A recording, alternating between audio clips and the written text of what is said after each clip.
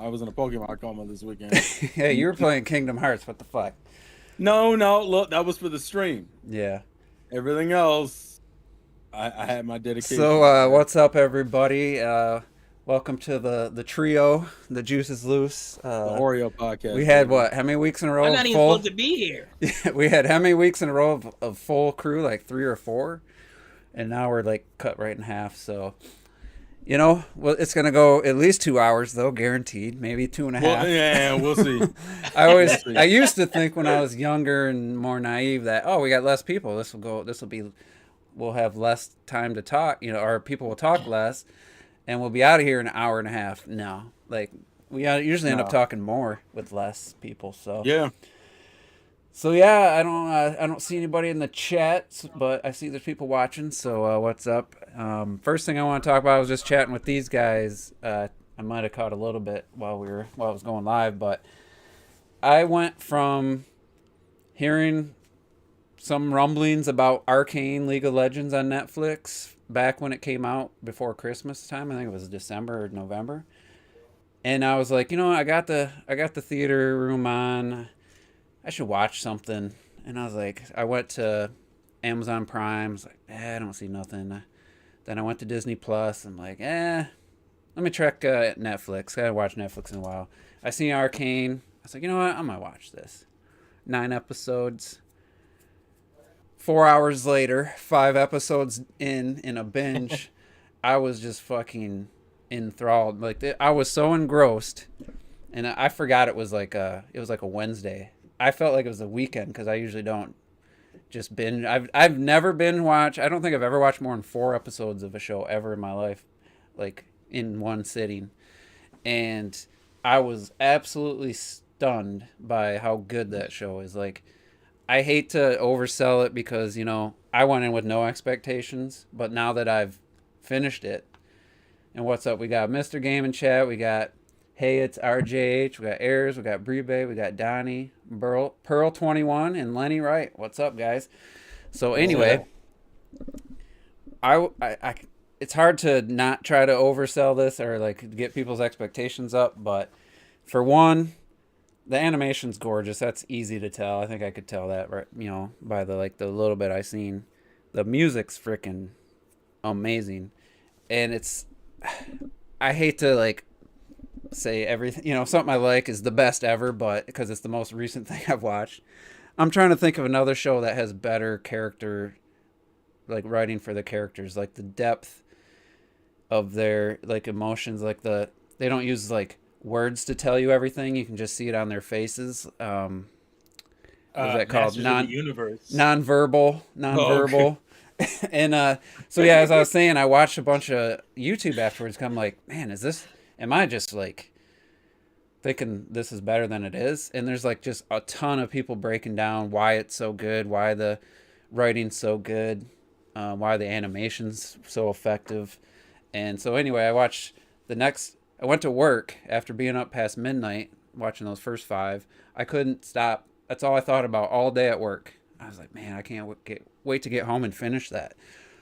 And I watched the last 4 episodes, and it's heart-wrenching.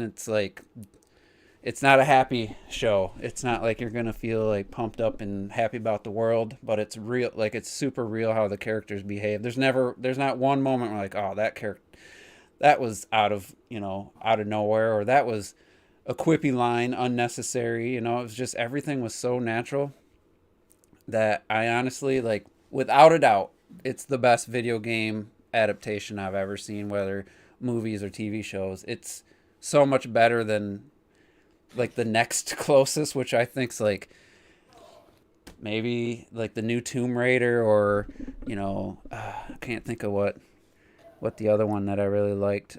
Rampage is okay, but that's so far below. The best movie adaptations of video games is so far below what Arcane did. Rampage, I forgot that was about a damn game. I know. It's 10 minutes Is in.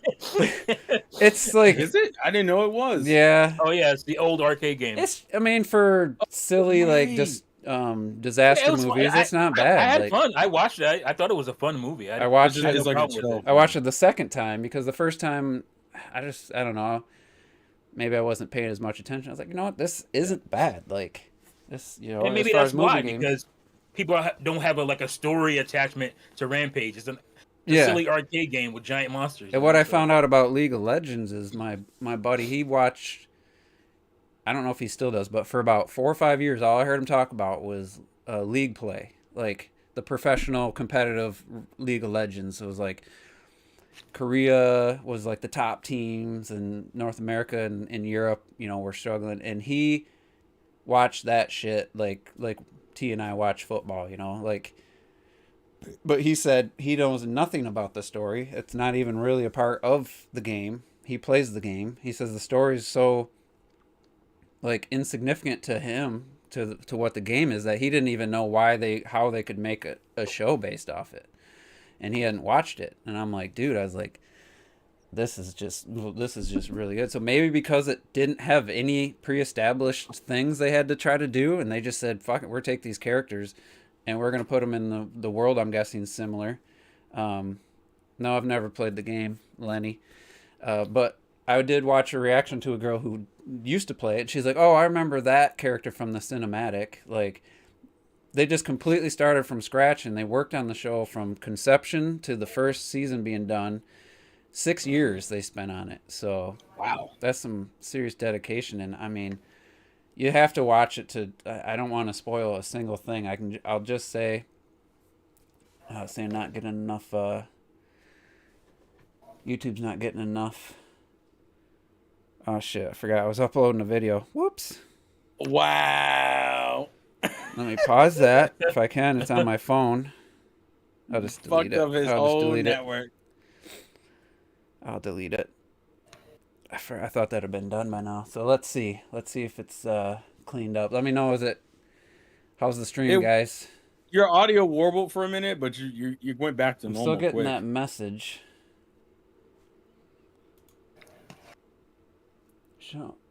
Showing no drop frames or anything. So let me refresh the YouTube page.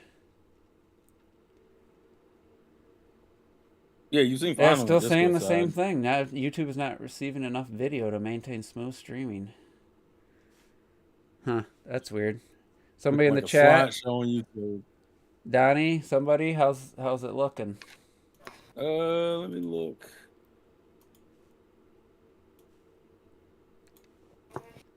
Okay, it went away. Excellent connection now. All right, I'll have to upload that video. But anyway, just to sum this up, like I highly recommend, like, even if somebody's not into animation, just the story, it's so good.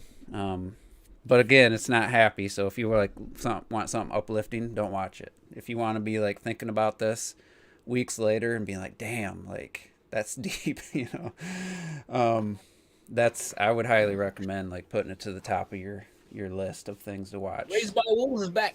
And that, yeah, I just got rid of HBO Max, and then that came back. But yeah, you know, it's video game related.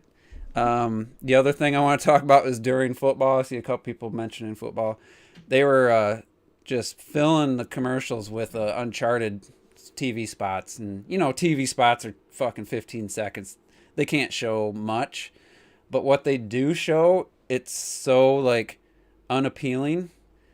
Like, I don't know if somebody didn't know what Uncharted was and saw those TV spots during the football game, I don't know why anybody would go see that movie based on the clips they showed during those. It was always the same sequences. He's hanging from the plane.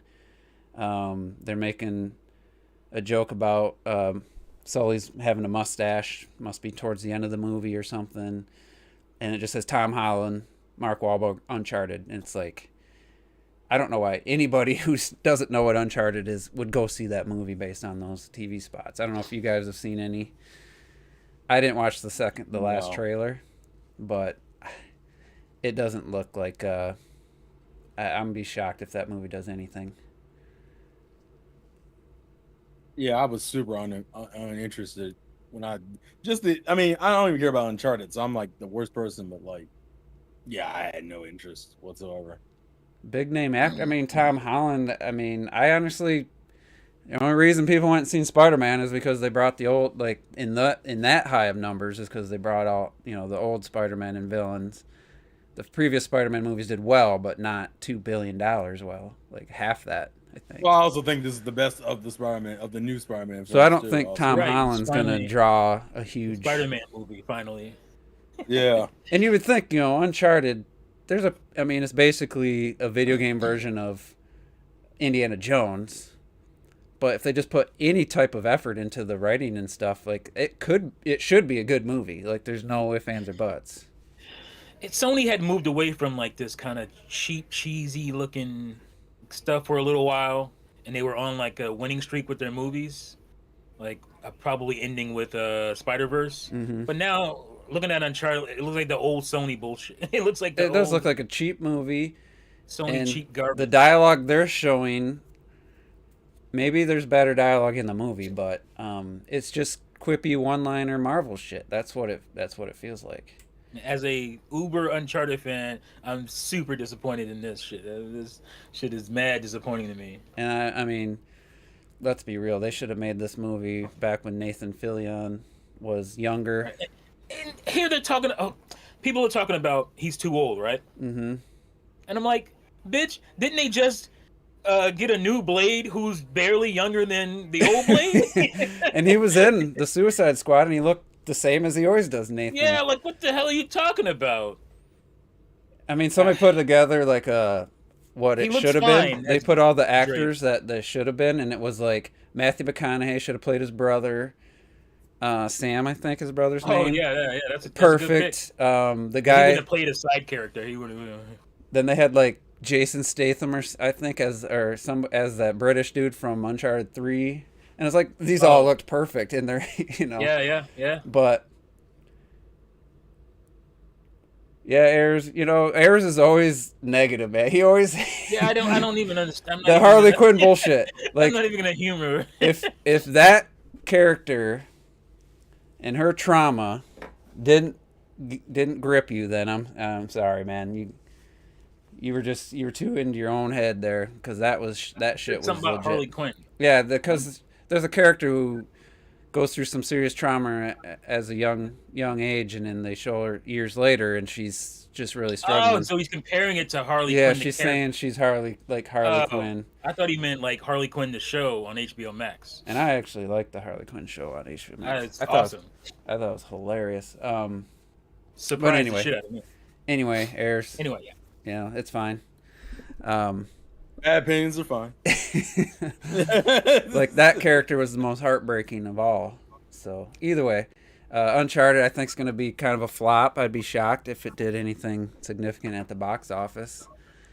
Batman looks good though, so I think that's going to be the next big. Did you see that little scene they showed in the at the funeral or whatever? They showed like an entire scene. I didn't see that. I'm trying to watch less. I mean, it's not spoiling a damn thing, but the atmosphere, goddamn. It's 3 hours, T, though. I ain't gonna go sit there for 3 hours. DC sucks. Unless it's Avengers, I'm not gonna go for 3 hours. But all right, we got Triple Jay Zoo. He's just in to say hi. He's got to catch the rest later. All right. Double standards. But yeah, so let's get into. Somebody said that's all they were here for. I want to hear Terrell's thoughts, because I watched 5 different reviews of Arceus Legends, whatever you want to call it, Pokemon. And well, it's every word in the title versus Arceus. You know right? Why? Again, I'm an English, former English major. It's Arceus. Okay, that's how if you put the consonant that way with the C, you pronounce it Arceus. Right. But Nintendo changed it to Arceus because they had it Arceus at first because they were worried about people saying Pokemon Arse. And Arse is like a weird British way to say ass. It to Arceus.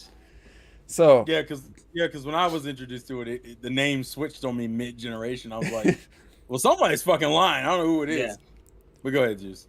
All right, so I watched 5 reviews, and 2 of the 5, I was about to go to Walmart and buy the game. Commonwealth, Realm, and Nintendo Life. The other 3 were still good. But then I watched a stream of it, and I was a little turned off by the constant like arcadey sound effects of everything. Like they were just you've thrown Pokemon to collect like break some crystals and get some resources or throw it at a tree, Yeah. and it's just like this. It's not terrible, but it was like yeah, that's kind of takes you out of the immersion that you're in this world. You know, it's just very. You know, I don't know other way to describe them. Arcadey sounding, like bring, like just you know, kind of annoying sound effects. But then I watched another stream later, and they were kind of further in the game, and I was like, God, I really want to play this game.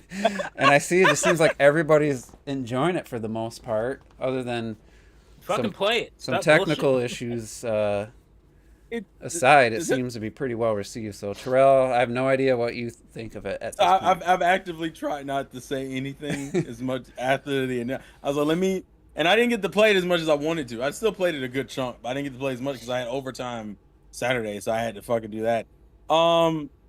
So I think I'm about a good 6 to 8 hours into it. I think is where I'm at. So I'm still relatively early because for what I've heard, most people are finishing it around 25, 30 hours. From what I've heard, like the base game, then there's like post. yeah, the best game. Shit. I'm trying. How do I put this in words? It's one of those things where I kept being surprised by shit. I'll give you an example. So I don't know if you know about this, but there are like off-colored Pokemon in the series that are known as shinies. And although that's always been in Pokemon, but in this game, it's almost like you ran across a rare creature that you don't fucking recognize. And it's so fucking cool because that ran into me a couple of times. For one, I love the level design. The one thing most people will tell you about Pokemon that aggravate the shit out of them, especially in Sword and Shield, is that you just had flat lands. Fucking just straight flat areas that went like one direction with the two odd areas that were a little bit more diverse. And to be fair, the DLC was a little bit better when it came to like having fully realized maps. But this shit's on a whole nother level. I was just surprised at the variety in terrain, how big some of these, because they're not like, they are separate off into sections, but even one of them is pretty fucking huge. I can't really give a good I can't think of a good comparison. If you played Arkham City or if you've seen that world, it's probably right. I would say it's kind of comparable to that. At least one of the first areas is. It's I like the crafting system. The fact that I'm gathering materials and I can build the shit on the fly. So it's not like I got to go back to the fucking shop and go, well, I need 6 Pokeballs and some potions. No, if I collect berries and mushrooms and honey, I can make the shit there. All I got to do is get the recipe, and fuck, the game has side quests, bro. This is one of the main things I want. I'm like, let Pokemon be a fucking RPG. Don't do this weird shit where I have to it's just this singular goal. I just appreciate the variety of shit I do. And the kicker is that the biggest concern I saw a lot of people go through was just catching Pokemon, right? Like, it's not anything crazy. But the fact that a veteran player like me will walk into a fight and be completely thrown off by how these motherfuckers are fighting, shit is amazing. I like the fact that the whole agile, strong system with the battles, that's not oh, you just pick it and it's over. No, you have to master that move before you even get the ability to attack it. What was it? Agility and strong. It's so much shit, and you always find out something else. You got the fucking rage Pokemon that are physically bigger than other mons of their species. They know moves that no other mon of their species would know at that point. Start running the fucking sweet ass little bunny rabbits that are fucking huge, hit me with hyper beams out of fucking nowhere, and I'm at level 10. Yeah, I'm seeing some Xenoblade stuff where this dude got hit with a water hit, and he looked and the thing was barely visible on screen so far away, and then he moved and is showing the dangers or the symbol that something was eyeing him, and it was that little fucker he turned and he stopped. He was staring at him from across the bridge. yeah. That shit was funny. The AI for the mons are just better. They're just better. They're better and more varied. So but then there was also some high level shit killing people, murking them early in the game. You can, in the fact that your character can get damaged. I like the fact that battles just fucking happen. You don't have to do the. Not great. I like the transition effect, but if you don't, you want to just get to the action. It's just oh shit, we're fighting. Throw the ball. It's all right. That's it. We're fighting. versus the weird transition where it's like trainer such and such wants the battle. Like it's very quick. The game and the loading time's quick. Like going back to camp and stuff is like 2 seconds. I even like some of the smaller things that you can just throw out your team no matter where you're at, and they'll just interact with each other. It's like having literally like a group of mons, like a bunch of pets around you. This shit's just cool, dog. I can't even. I don't know how to fucking just. I just like I said, I think I'm gonna still get it. I think for me, as somebody who's like, you know, pays a little more attention to the audio, I think that could have been like the final like. It does have a chef's kiss for like just have it be more nature sounding, like Breath of the Wild, where you just don't have these like really typical game sound effects for everything. Like a throw Pokeball, just have something bounce on the ground. You don't have to go bring, you know, stuff like that. Yeah, but for me also I've found out in the settings you can do like wide range to where like things will actually sound more far off in the distance depending on how far or close you are in the speakers and shit. And I was like, oh, I didn't realize that was actually like a thing in the game. You could just change in the settings. Dude, considering this is like their first foray into something like this is a hell of a nice first step. I'm not even. And I don't even think it looks as bad as people were making it out to be. I watched. Motherfucker. Sometimes it looks quite. I looked at a Twitch stream and I was like, it looked that bad. Honestly. The character models are great though. I was playing Bloodborne, which I'll get into my thoughts on that. And I switched to a Twitch stream of Arceus, and I thought that looked cleaner than Bloodborne did on, as far as like resolution and stuff. I can't.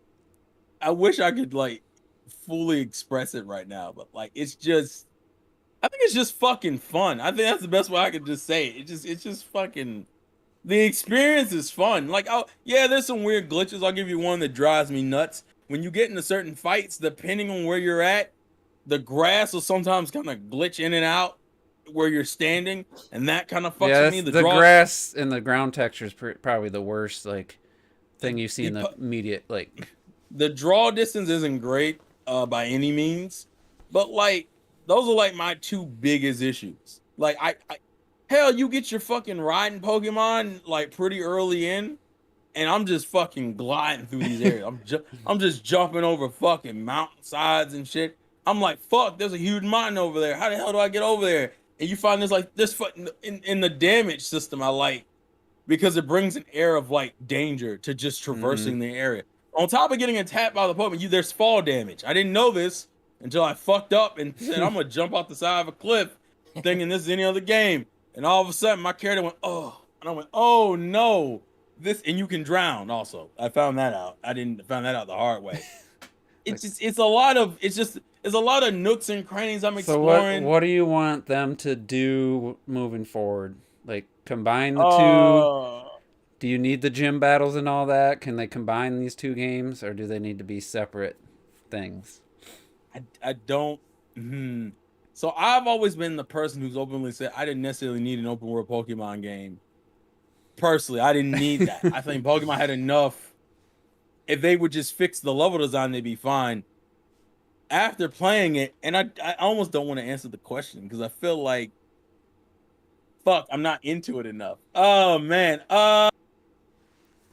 you gotta put. The problem is now that you've done this, there's no way we can just go right back to anything close to what Sword and Shield was.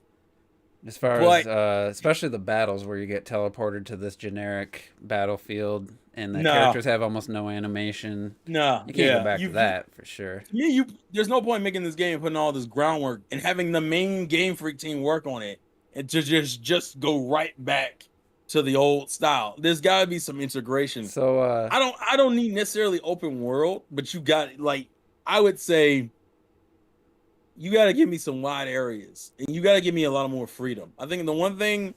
But how do you can't take away the catching the Pokemon as the highlight, can you? Like, that's, to everybody seems to absolutely love that. There's unanimous across the board. Everybody says catching Pokemon and finding Pokemon and doing the Pokedex is just so much fun. Like, you know why? Because it can be viewed as a challenge, and it's adapt to any play style. Like The problem is if you were the kind of person who had no interest in battles and just wanted to throw balls at creatures like the Pokemon Let's Go Balls. shit, fuck you. But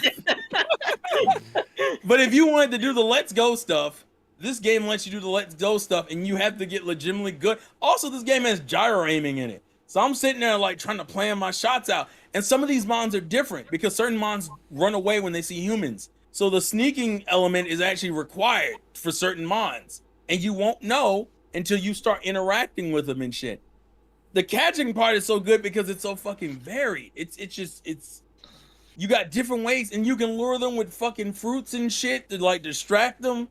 And if you just want to throw hands all the time, you can do that. Just throw your Pokemon out with just throwing hands. Girlfriend reviews the guy Matt.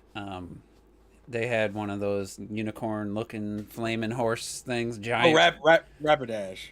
And he's like trying to lower its damage to catch it without killing it, and then the first time it came out, and so he hit it one more time and it was almost dead, and then he threw it again and he captured it, and then he just threw it out in the world at like a tree, and this thing just it's just this giant thing, and he used at first it wouldn't do his attack, but then it did the second attack it did it destroyed. You know why? They kept the whole level tier system.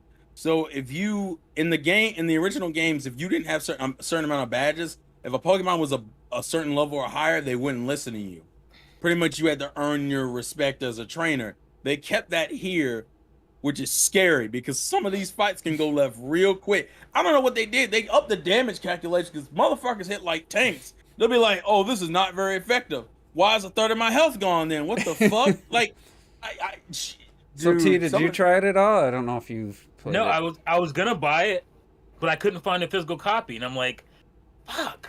I'm hoping Walmart has the $10 off thing. I haven't tried. Yeah, I was at Walmart and I didn't see it. And I was like, so, fuck. All right, so Clacted isn't here. So I'll try again. I don't want to put words in his mouth, but I was questioning the January release date because I'm like, this is a pretty big game. I'm just really curious why they chose this late January release date. Well, I'm gonna try to remember what he basically said. It's a spin-off AA kind of game, and you know, it doesn't. That's why I didn't get the normal November release. So I didn't really agree with that, and he'll probably correct me if I'm wrong, if I'm misquoting him. But what are you guys' thoughts on this? I think this is gonna be not quite Animal Crossing big, but I'm gonna say pretty close. At least, maybe at least Sword and Shield numbers, I would think. What do you think is the reasoning to do it in January, like a month or 2 months after the remakes, and why so early in this year? I just find that very curious. I'll say this: the reason why I think it's after the remakes is because the remakes are completely different games, and the remakes are targeted towards a completely different audience. The remakes were targeted towards a bunch of nostalgia whores who just want a remake of Generation 4. And I personally still say it was a waste of fucking money on the consumer's part because the game still fucking sold well, but whatever. This to me is like if you want a new Pokemon experience that has nothing that isn't remaking anything. It's just a new fucking experience. The reason why I think it's in January, and this is just my suspicion, because if I remember correctly, we don't have anything major coming out in February.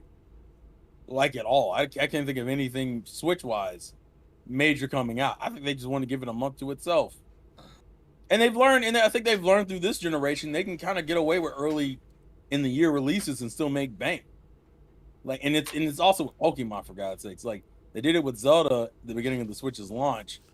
I think Pokemon is one of those IPs that I think would sell no matter what time period. Yeah. So the kind of the point of the question initially was, and I don't know if they had another 6 months to a year if anything would change, but it felt like they had set this release date like 10, 11 months ago, and it's like it feels like they could have optimized the game a bit more, but they obviously didn't delay it, and I'm like, so what was so important about this hitting this release date? The only thing I can think of is that Pokemon's gonna do what it normally does, where it fucking announces a new game at the end of the year, because Pokemon tends to always have a holiday release, and because Arceus is viewed as a spinoff, they'll be like, oh, well, we got the next game. That was gonna be my question. Do you think they're gonna drop the next gen new Pokemon game? So, the theory I have, and this is just a personal opinion, I think that won't come until next year. Personally, that's what I was thinking. I think what they're gonna do is let this sit for a year. We might get DLC probably in the latter half of this year. Game of some sort. I was thinking DLC. Yeah. The problem is that when it comes to Pokemon, even if you released another game this year, I don't think it's a new gen. And when it comes to spinoffs, you've kind of touched everything. You fucking did Snap last year. You don't really need the Stadium series anymore because Pokemon's in 3D. The only other one you could get away with is maybe Ranger, and I don't think they're gonna do Ranger. What's that one Robert likes? Ranch. Ranch isn't really a real game. And actually, there's a ranch in this game, so that is irrelevant anyway. So here was my the Gale of Darkness. Oh, I put on my my Nintendo hatred hat, and I was like thinking of from the business perspective. I was like, well, Nintendo already adjusted their forecast down. They initially said 30 million in the fiscal year, which ends in March. I was like, well, they just looked at what games were available. Either they said, we want to hit 30, what games do we have? Or they said, oh, we have Pokemon that you guys say it's going to be done in January. Well, we can do 30 million Switches then. I kind of just feel like it was a strategic way to end the... It's the beginning of this year, but it's the last quarter of the fiscal year to like really hammer home their sales goal. And I almost think that they would have... that they would prioritize that over even polishing the game. But then again, it's the Pokemon, it's Game Freak, and their games aren't exactly known for being the most polished. So I don't know. I feel like it was just a strategy to try to hit that 30, or that's the reason they put a goal of 30 million Switches. Well, I think the other thing you could get away with releasing 2 games is because they were 2 different developers. Here's the other thing. I said they could maybe try to squeeze 3 games this year instead of the usual 2, and that would be another reason to launch it so early. I just can't see them. I mean, it's not like Pokemon has been shy about announcing a new generation right after you finish one. And the Sword and Shield has been out since 2019. So it's been about, we're going into 3 years, and usually they put out a new game a new generation every 3 years now. We'll know this month, because usually February is the month we usually get the announcements for new generation. So we'll know by the end of this month. But the only thing that makes me suspicious is that Game Freak is the one who developed this one. Usually, Game Freak, if they're working on a new generation, their main team works on the new gen, whereas their lower team works on the remakes. But it seemed like most of the effort was put into Arceus, so part of me thinks they're not in a position to do a completely new gen right now. Part of me thinks that. I'm not 100% sure though. But I could see them. I see them putting out a new game. Sure, they'll probably put out something Pokemon related. I just don't necessarily think it's gonna be the next generation. And the other thing too is, maybe if Breath of the Wild's coming out this holiday, and you got, it's like, when would you put Arceus? Yeah, that would be my. That would be my other suspicion. If we believe Breath of the Wild 2 is coming out this year, you don't put that next to fucking. You don't put Pokemon and Zelda next to each other. That's suicide. So let me throw out this hypothetical. So you got this game, you're 8 hours in, and you're loving it. So then you get Triangle Strategy, in March? And Kirby. Well, for you specifically. Oh yeah, for me, yeah. And then Frontiers comes out, and it's the Mario Galaxy of Sonic games. They fucking nail it with whatever their new Sonic is like. What else do you need can you think of a better year for you personally? You bastard. Oh no. Just imagine they finally get a 3D Sonic game just completely right. No fucking... but you're asking a lot. I want you to know that the level of hope you trying to put in my heart right now is unnecessary. I want you to understand that. Sonic has been so inconsistent. I almost expect the game to be bad out of pure just standard. That's the standard Sega has set for themselves. But that's humoring. Well, I'll humor you. So Frontiers comes out and it's goated, and that's in fucking November. And oh man, you know what? it all hinges on what Nintendo itself has coming out. So if we get Bayo 3 in like October or some shit, you get Breath of the Wild in fucking December. Man, fuck that. You won't even barely touch Breath of the Wild sequel. If you got Frontiers, and you'll probably be done with Arceus. It depends on when it depends on when it releases. Sonic games are kind of quick to go through depending on the game.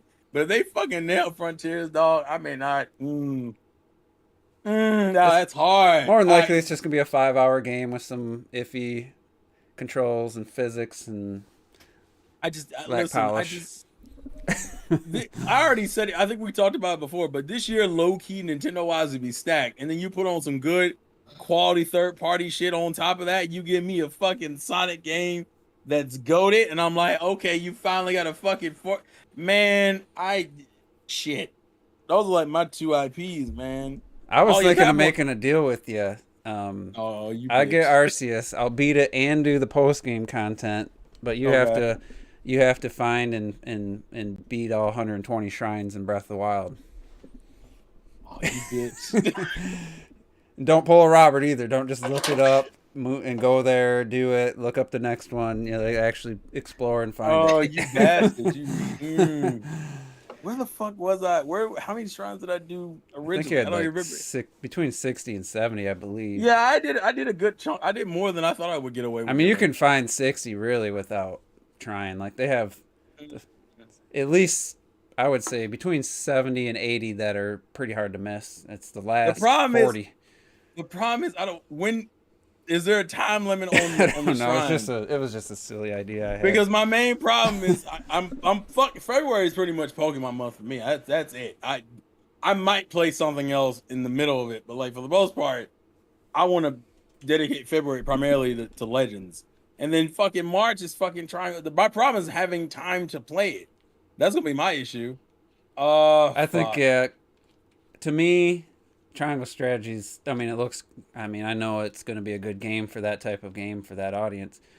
It's, nothing that's calling my name, but Kirby's a real question mark for me. And you know what? I'm somewhat interested in Kirby. The problem is that it comes out like it's such an inopportune time.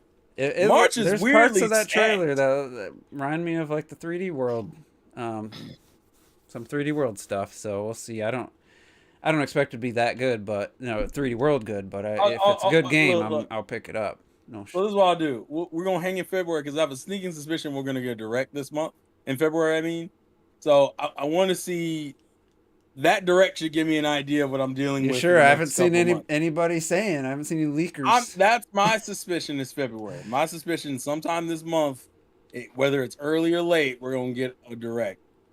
So I have a new game I have to buy in February. Can you guess which one?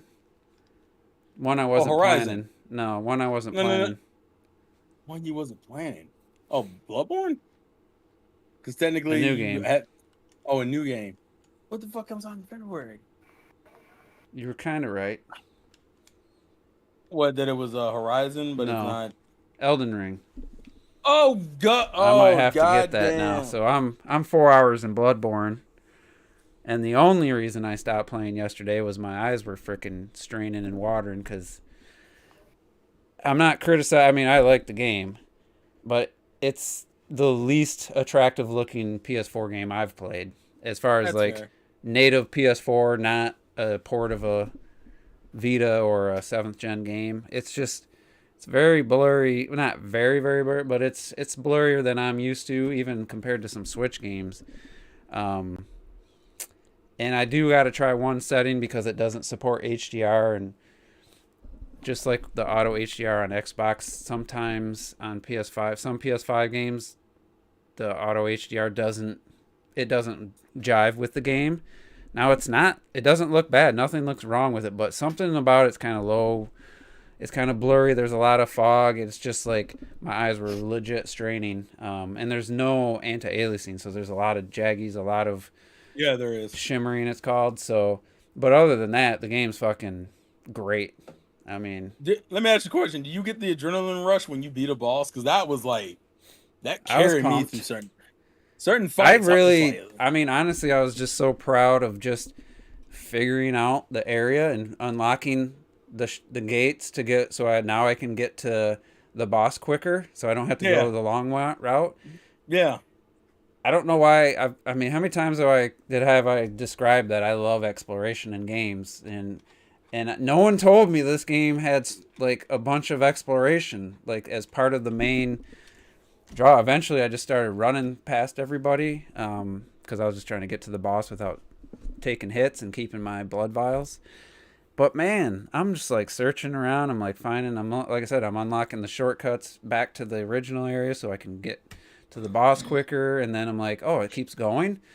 I went back, and then I'm in old. What the hell's the name of the Old Yarnum? Old Yarnum.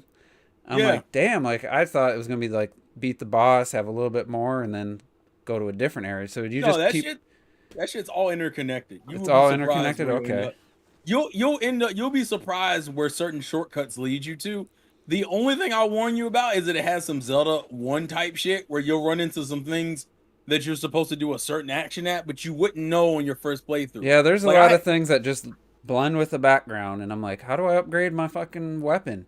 You go in the house and you just have to go right up to this area with like some candles, and it's like hit. Yeah. You had to hit X. Like, there's no way I knew. So it's a lot of figuring out shit. Yeah, there's no map from what I see. No, they want you to fucking just. The map is what you remember, especially if you're fighting a boss.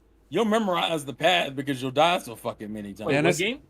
Bloodborne. It's not so confusing that is like, oh, I don't know how I'm gonna get back to where I just was. It's not like a maze or anything, but I'm like, shit, I just died. That felt like I was really far from my last lantern or whatever. And then I was it got there right back to the spot real easily. I'm like, oh. And then I was like, I was in just past the boss. You go up like the stairs into like a building, and you come out. Yeah. There's a lantern up there. Yeah. And I went to the left out the side door, and I got out in this area, and then I seen this huge dude with this fucking giant like sword or axe. Oh, I know. And I just avoided him. Well, then I encountered the other hunter, and he was super aggressive, kept killing me. I said, you know what? Let me go back. Let me go to that dude, and I killed him relatively easy the first time. And then this was huge. The area I went behind there kept dying to this guy with this big ball and chain. Yeah. And exactly what you're talking about. And then I was like, shit. Well, that was only just the little side area of the room. Let me go back. And then I went out the front way, and there's like a whole huge other area. And then I will warn you, you're already near the third boss. Oh, like you're right, like literally, because you're probably in that church area. That's your save point. I just went into a church. I went down the stairs after unlocking it, and I think that goes to Old Yarnum. Yeah, it does. And then a dude was talking to me, and I was like, well, I don't want to get too far. And I went back and explored some of the other area. So that church has like 3 doors. There's one straight ahead of you, the one that goes down, and then the one on the left. The one on the left, I think, is the way you have to start out if you're just exploring the area. Eventually, when you get to the gate to fight where the boss area is coming up at, you can technically backtrack and open up the front doors of the church and be like, oh shit, I can just go straight through the church now instead of going along. Like that's a lot of boss areas do that shit. Be warned, I've learned that with everyone who plays this game, everybody finds certain bosses harder than others. Like for example, you went through Gascoigne. I've heard like a good 80% of people who don't stop playing this game, stop at that boss. And really? You were like, maybe the 4th or 5th time I beat him. I didn't think he was that hard either. Like but then I got into the third boss. Like I told Clocked it, like compared to 5th biome in Returnal, that fucking first area in Bloodborne's a cakewalk. Like it's easy, I think. Once I figured out what to do, but the main thing is getting used to the attack animations. That's what fucked me up. Because I wasn't aware that like you can literally get stun locked in the hit stun if you don't fucking like plan out your attacks and shit. I don't know if you've gotten good at the counter. Get good at the counter. Okay, so just to give you context, because Gascoigne's where you're supposed to learn how to use it, but you're not. You may get through them just through sheer force of will. Your gun, if you shoot him in the middle of an attack animation, he'll stagger for a bit. Oh, okay, I've done that. You can run up to him while he's staggered and stab him and get massive damage off of him. Like it triggers an animation where he goes, I did. I got close to somebody or snuck up on him, and I like completely murdered one enemy. So You're probably doing it accidentally, but you don't realize you're doing it. But I like That's to what it use is. the extended axe, so I don't use the shot that often. I didn't in the beginning. I didn't use it often. Then I got It's to the later pretty half of the weak right game. now. The range sucks. I don't know if the other gun's better, the one I got. The guns aren't really meant to do. But They're there's no meant really. range whatsoever on it. No, the gun's whole purpose is to set you up for a visceral attacks. Okay. Because of how much they. But you have to learn the attack animation to know when to shoot the gun at them. Because if you shoot it at the wrong time, he'll still swing at you and take damage. So I will say the controls feel a little, I wouldn't say archaic, but, a little stiff. I feel like it's hard for me to just line up just shooting them. Yeah. Like, I don't know if the later games have any kind of auto target, but I was struggling with, like, the guys are moving so fast I couldn't keep the camera on them. But overall, I was not expecting to like it so much, and I very much look forward to hearing. It's already, like, to me, it's way more appealing than, like, Hades, gameplay-wise. Really? Hades is just go to a challenge room, kill 5-10 enemies, go to the next room, kill enemies, go to the next room, kill them. There's no exploration, there's no, it's really just the story and the, I guess once the combat opens up as you play and you get new moves and stuff, it gets different, but it's just, to me, it's not interesting. 12 Feet, we already talked about Pokemon. You missed it. You're an hour late. Just watch the playback. Yeah, watch the playback. Covered that. I'm talking about Bloodborne. Just checked it out. Part of the PlayStation collection for PS5 owners if you have PlayStation Plus. But I definitely am going to pick the game up. I didn't even look to see how cheap it is. I'll probably just buy it digitally. Use the PlayStation Plus membership while I have it to get whatever the discount is, if there is one for that particular game. And I'm looking forward to Elden Ring now. So I'm almost considering just getting that first, but I don't want to go straight from like Bloodborne, try to cram that into in within however many weeks and go straight to Elden Ring. So but I was also going to wait for Horizon until I can buy the PS5 disc for 60 or less and not pay the $10 extra and not have to get the PS4 version and have, to download the PS5 version. I just kind of I was hoping to, that they would have corrected that, but they didn't. So I don't want to, because one of the annoying things, I don't know if it was the last update, I put Immortals back in to try out the DLC, and it kept trying to re-download the PS4 version.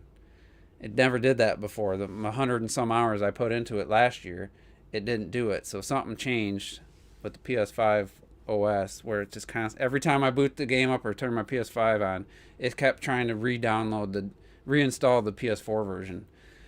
And I'm like, God damn it, no, I don't want that. So I don't want to encounter that with Horizon. Gotcha. And I don't want to pay $70 for no reason.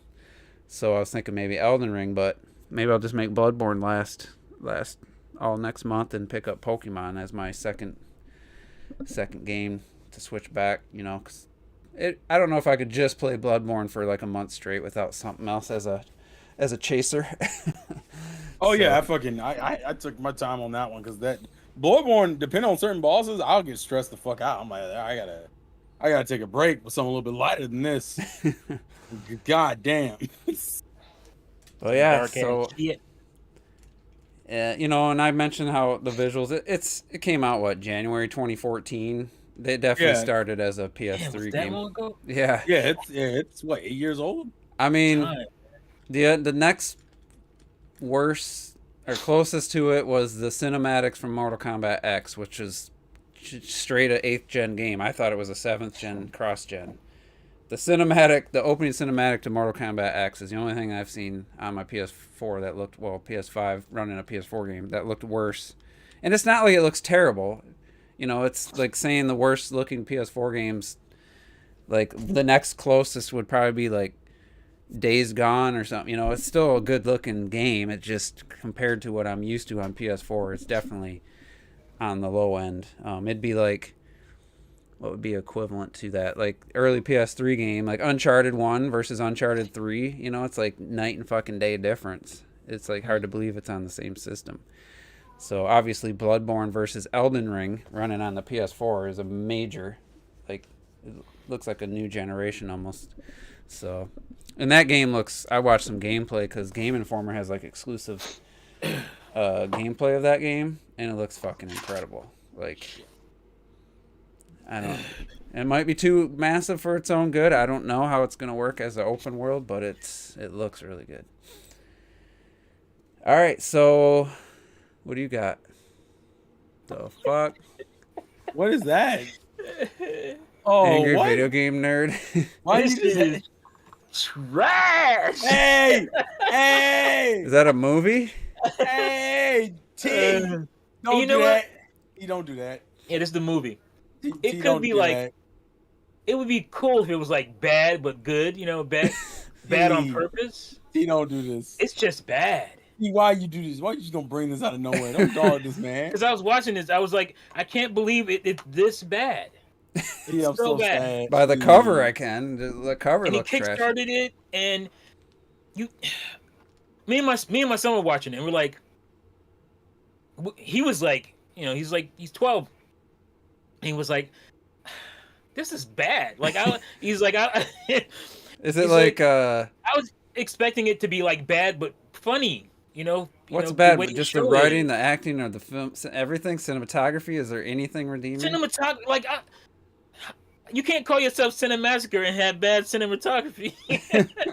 Like, just Well, actually, you can. green screen is, my God. Like, again, you could play with that. You can make that a funny thing, Mm-hmm. but he didn't. He's trying to pass it off as like good stuff. Like, Is it like what's her face, Anita Sarkeesian, whatever, got $1 million, was supposed to make all these documentaries, and she made he did shit. Kickstart this shit, if I'm not mistaken, right? This is like a Kickstarter thing, Yeah, it was Kickstarter. and he got all that money, and this looked like some shit you'd see on his YouTube channel. It's so bad. It's bad. I'm surprised how bad it is. I like how you brought. I like how you were like, hold on. Why do you bring that up when we're talking about video game movies? Let me Video let me game. It's video game bring related. this up. Let me bring this up to dog this fucking movie real quick. And I'm like, you don't do that, yo. I wanted to get it fucking- in before we transition because Yeah. So So- disrespect. So last week, T, you said we should have talked about the Microsoft acquisition more. Now Sony gave us a reason you got no choice. to keep talking about it. Because I was, one thing I was gonna, just to jump right in, the point, I don't know if I was making it clear enough. I think somebody in the comments might have said something, and I was like, yeah, that's definitely didn't make it as clear. And I think I tried at the end, like, we haven't seen like any like true fruits of their labors yet, and I know it's only been since 2018 of the companies they bought. But the one thing I was really talking about was I was worried of what this could create, and I know that Sony didn't just make a deal in a week. This deal has been going on, I'm guessing, since Bethesda. I'm just guessing. I'm thinking this was Sony's reaction to the Bethesda purchase. That's probably. I mean, these deals take a while. They don't just happen in a week. So, I was gonna say, because you made it seem like, oh, see, this now they started something. No, But this isn't a reaction to what just no, happened. There's but no way. it still goes with what I'm saying. What I'm worried about is like these companies are gonna start getting swooped up, and it's just gonna be like a cascade effect or a snowball effect. And it's funny because all three of the major acquisitions so far, like, I can honestly say, other than Doom and Doom Eternal from the Bethesda, I've never, any of those other games or any Bethesda game I've never bought. I've never played most of the Bethesda games. Mostly doesn't affect you then. So Doom Eternal, that's the biggest effect. The Doom IP is the biggest effect from the Bethesda. From Activision and Blizzard, I've never bought a Blizzard game, and the last Activision games You've never bought a Blizzard game. I don't even know what Blizzard games other than Overwatch like have really been on consoles. I think there was like a Diablo port. I've never even played a Blizzard game other than Rock and Roll Racing, to be honest. So not affect me at all. And then the Activision, like I said, Call of Duty's the last, like, really only Activision games I ever bought recent, in the last decade. And now with fucking Bungie's like, yeah, I own Halo 1 and I've never played Destiny. So none of these directly affect games I care about. But I was not pleased to see Sony had bought Bungie. Like, why? I mean, unless Bungie really needed it. I don't want these companies, these game companies, just owning all the publishers and game companies. Like, well, I understand what you're saying. I'm just asking why when we're talking about a Bungie, like, for me, it's kind of it's such a nothing burger, because it's not like they have a bunch of IPs. No, but it's like it's just another example of what my fear is that now somebody's gonna buy Capcom, or somebody's gonna buy Sega, or somebody's gonna buy Square, and it's like, I don't want Sony and Microsoft to just like basically split up what's left and not have third parties. Well, my thing anymore. is, like, I mean, other than I don't see Sony buying them, because they spent 3.5 on Bungie. Like, really? Like, that's money you should have, if you were gonna buy something, you should have saved and added to the Capcom fund or something like that. Yeah, that's a weird. I don't one. even understand. I don't know how much money Sony's been making off Destiny these last 8 years or whatever it's been, 6 years. I don't know. When that come out, 2014. Well, here's the thing. If you're already making money off of it, then keep making money. Why take on their debt? It almost seems like it's strange to me. I don't understand. It's possible that Bungie told them their plans for the future, and that convinced them. Maybe they did a really good sales pitch. I don't know. I don't understand it. But even though it doesn't affect me, and I don't care about Bungie. Sorry, I just read 12 Feet Tall's comment. Wait, what? Oh, wow. Wow. Oh, man, you killed me with that one, 12 Feet. You killed me. Like, Konami, that's a good one, Lenny. Buy Konami and actually have them make their fucking games again. Like, that would be one. Here's the problem with buying Konami. You're buying Konami, whatever that other piece of their shit is. What is it called? Konami something? So you're buying their pachinko shit. You're buying all that bullshit, too. Again, you're taking on their debt. You're not just buying their IPs. Mm-hmm. It's almost not worth it. It's not worth it, no.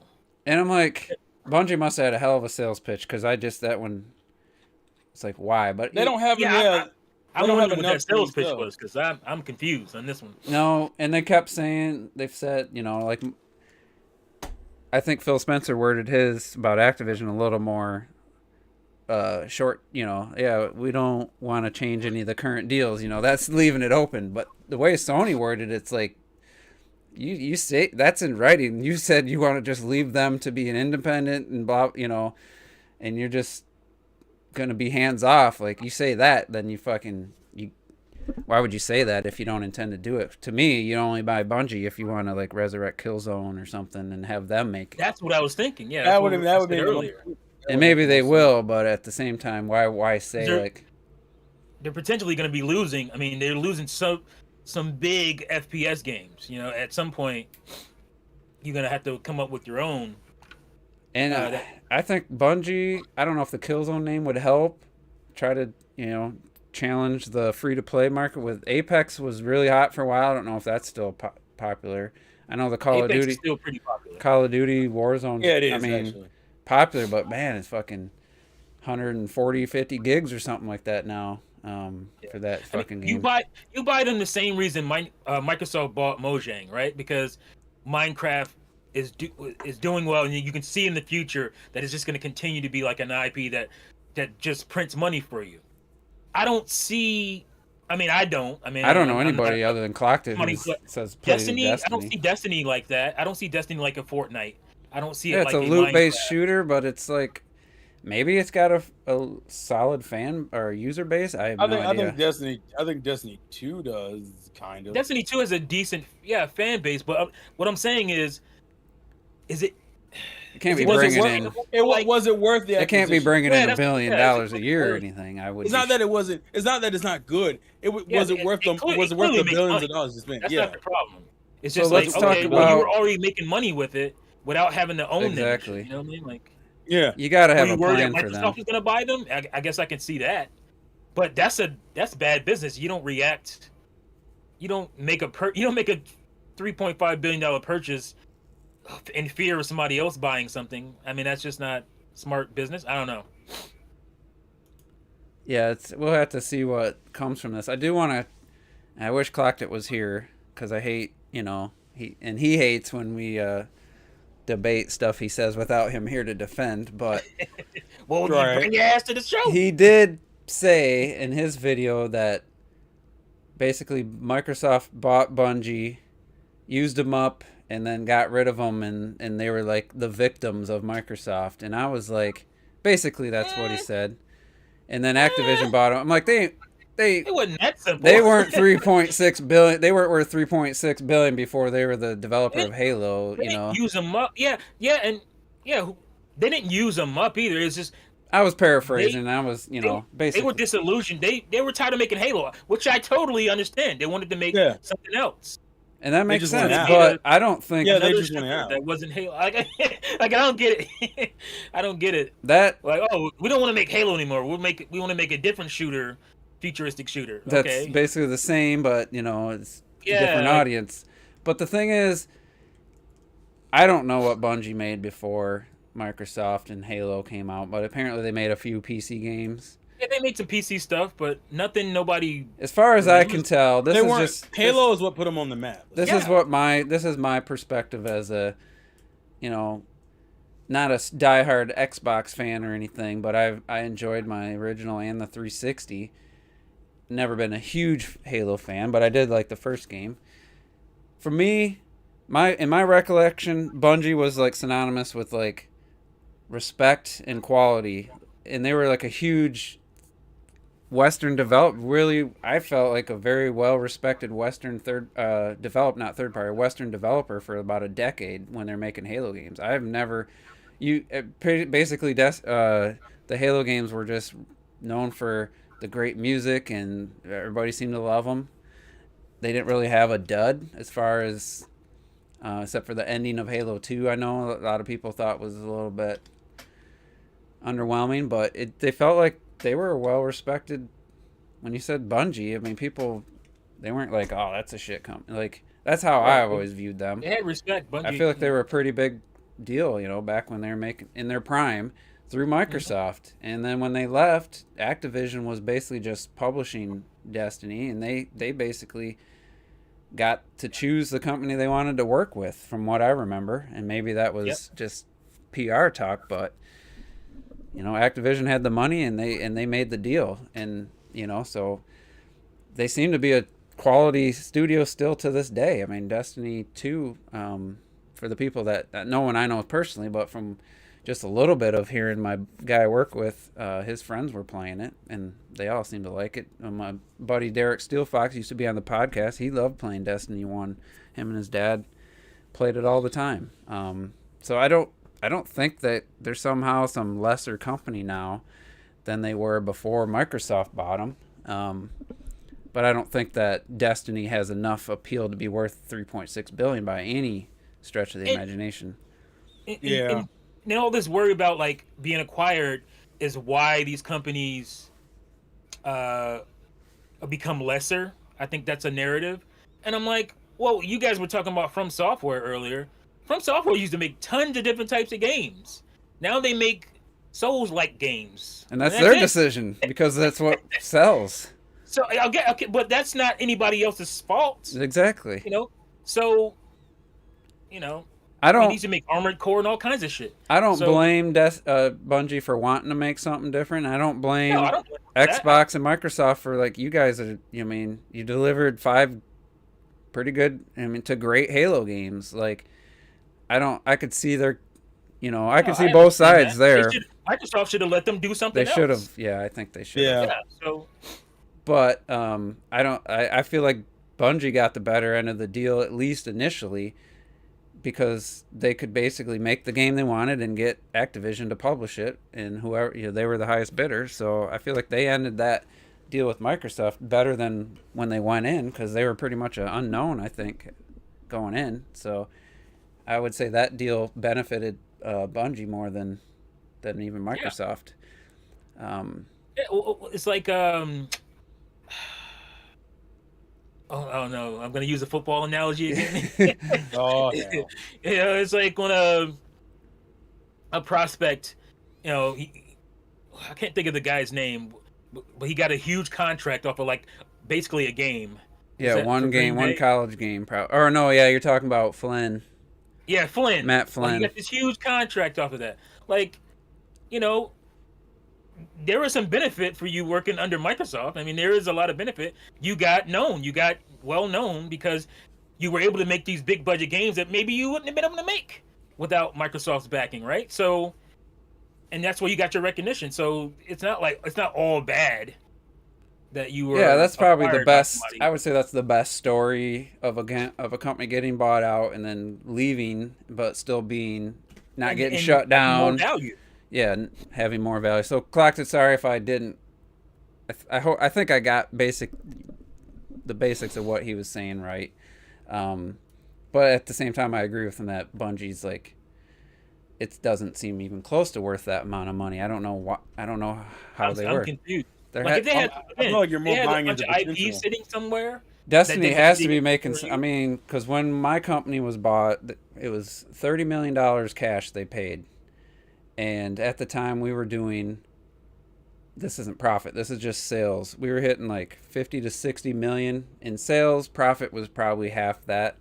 So they paid 30 million cash for us, and I was like, man, that seems kind of low for a company that's doing 60 million in sales, and but they bought us because they thought they could take our customer base and all our vendors and open up a big warehouse in Louisville and shut us down and then have this big hub in the central of the country and just grow it substantially. Well, they found out that you got to have workers in your warehouse that know what they're doing, that have been working there for decades. You can't just hire people off the street and no training. They fired all our customer service people with 10 plus years of experience and hired people off the street, no training, and it was a utter fucking disaster. And now we're still the main hub. Our sales are way down, but they had this idea for us and it didn't work. So that happens, and that's why I'm so bitter kind of about any acquisitions, is because what happened to my company. So I'm bitter anytime I hear about an acquisition. It brings up negative thoughts. Here's something that I wanted to add, because I forgot to add this last week, and I think it's pretty significant, and people are forgetting. Specifically, I'm sure all these companies are doing it, but specifically of Activision Blizzard, they were going to other companies. They were going to fucking Apple and going to fucking Facebook and everybody trying to sell to them, right? And Microsoft is the bad guy. But I would much rather it be fucking Microsoft last week, have remember? them than Facebook or fucking Apple or Google or some shit. Like I feel Microsoft is at least better stewards than those guys. Yeah, but that's like the lesser. So if somebody's gonna buy them, I would at least have it be a game-oriented company, other than I mean, Meta. I don't want Meta owning Activision. I think because that would just turn. Sorry, Terrell. I'm just gonna say, I think Microsoft's be less concerned about trying to squeeze every dime out of Call of Duty as some of those other companies might have that bottom. Like, let's just milk this Call of Duty. Oh. So anyway, Terrell, what were you gonna say? I'm just saying it felt like the lesser of two evils almost in that situation, and I agree. Of the options they had, obviously Microsoft is probably the more preferred option. But I guess the main issue, because the whole Sony situation really to me boiled down to, is this going to be the theme of this going into this gen, where we're just going to constantly get these acquisitions? And the first thing people did was, as soon as the news came out, I was like, oh, Sony got Bungie. If you know what people did. So Nintendo, what you doing over there? Oh Lord, what you doing? Hey Nintendo, what you doing over there? Hey, Nintendo's in Mushroom Land. They don't care about none of this shit. Anybody thinks that Nintendo wants to buy, like T said, some company's debt and all the. I will say. I mean, I would be. Sony I wanted to humor it to a degree of, if they were to buy a company, which one do you think is the most likely? If Nintendo were to buy a company, what do you think the one they would go for? I would say I think Koei the one that would Tecmo. be the most beneficial to them, and Nintendo's going to do something cost effective, right? I feel like Bandai or Koei. I think. Huh? I think Bandai or Koei Tecmo. If Nintendo I was thinking gonna, Bandai, Koei Tecmo. Those are my picks. That's fair because they use them all the time anyway. yeah. They got good IPs, But they don't need to buy them because they just have such a good working relationship. So it's like, until somebody else buys them. yeah, that would be the reason I would want. Yeah, I think the main issue is I think if someone bought Koei or Bandai under them, that cripples them to a degree because now you can't use them for all your projects, and they use them more often than people think they do. And I'd be worried about Nintendo buying them too, because it's like now you guys have to worry about Nintendo's schedule of release. Yeah, you know, so it's just like, well, fuck. Yeah, just like somebody said in the chat, you know, I don't want this to open the floodgates, not just for Sony and Nintendo, but like you said, Google and Facebook now. Oh, Microsoft made this deal. Let's do, and these companies are there's going to be deals that they can't refuse. There's going to be publishers and developers who can't refuse the deals. Are going to be so ridiculous that they can't say no. The reason why I even brought it up in the first place is because it more likely is coming.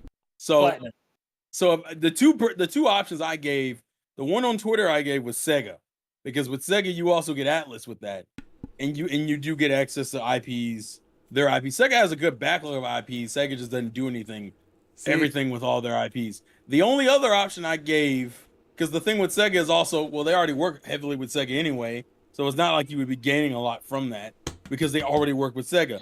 The one I would probably push is Square, and I know a lot of people said Sony, but I think argue, Sony would more likely buy Square than Nintendo. But the question would be, would they let games like Triangle Strategy still come to Switch, you know, if they bought them?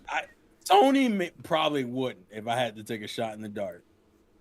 Sony probably would. Microsoft would. I don't think Sony would. Which is why it's a bigger issue if Sony buys Square versus Microsoft. Microsoft buying companies isn't a detriment to other game consoles, because Microsoft is just like, well, that's just more platforms for me to make money at. Sony? Sony, I could see easily being like, nah, fuck that. That's mine.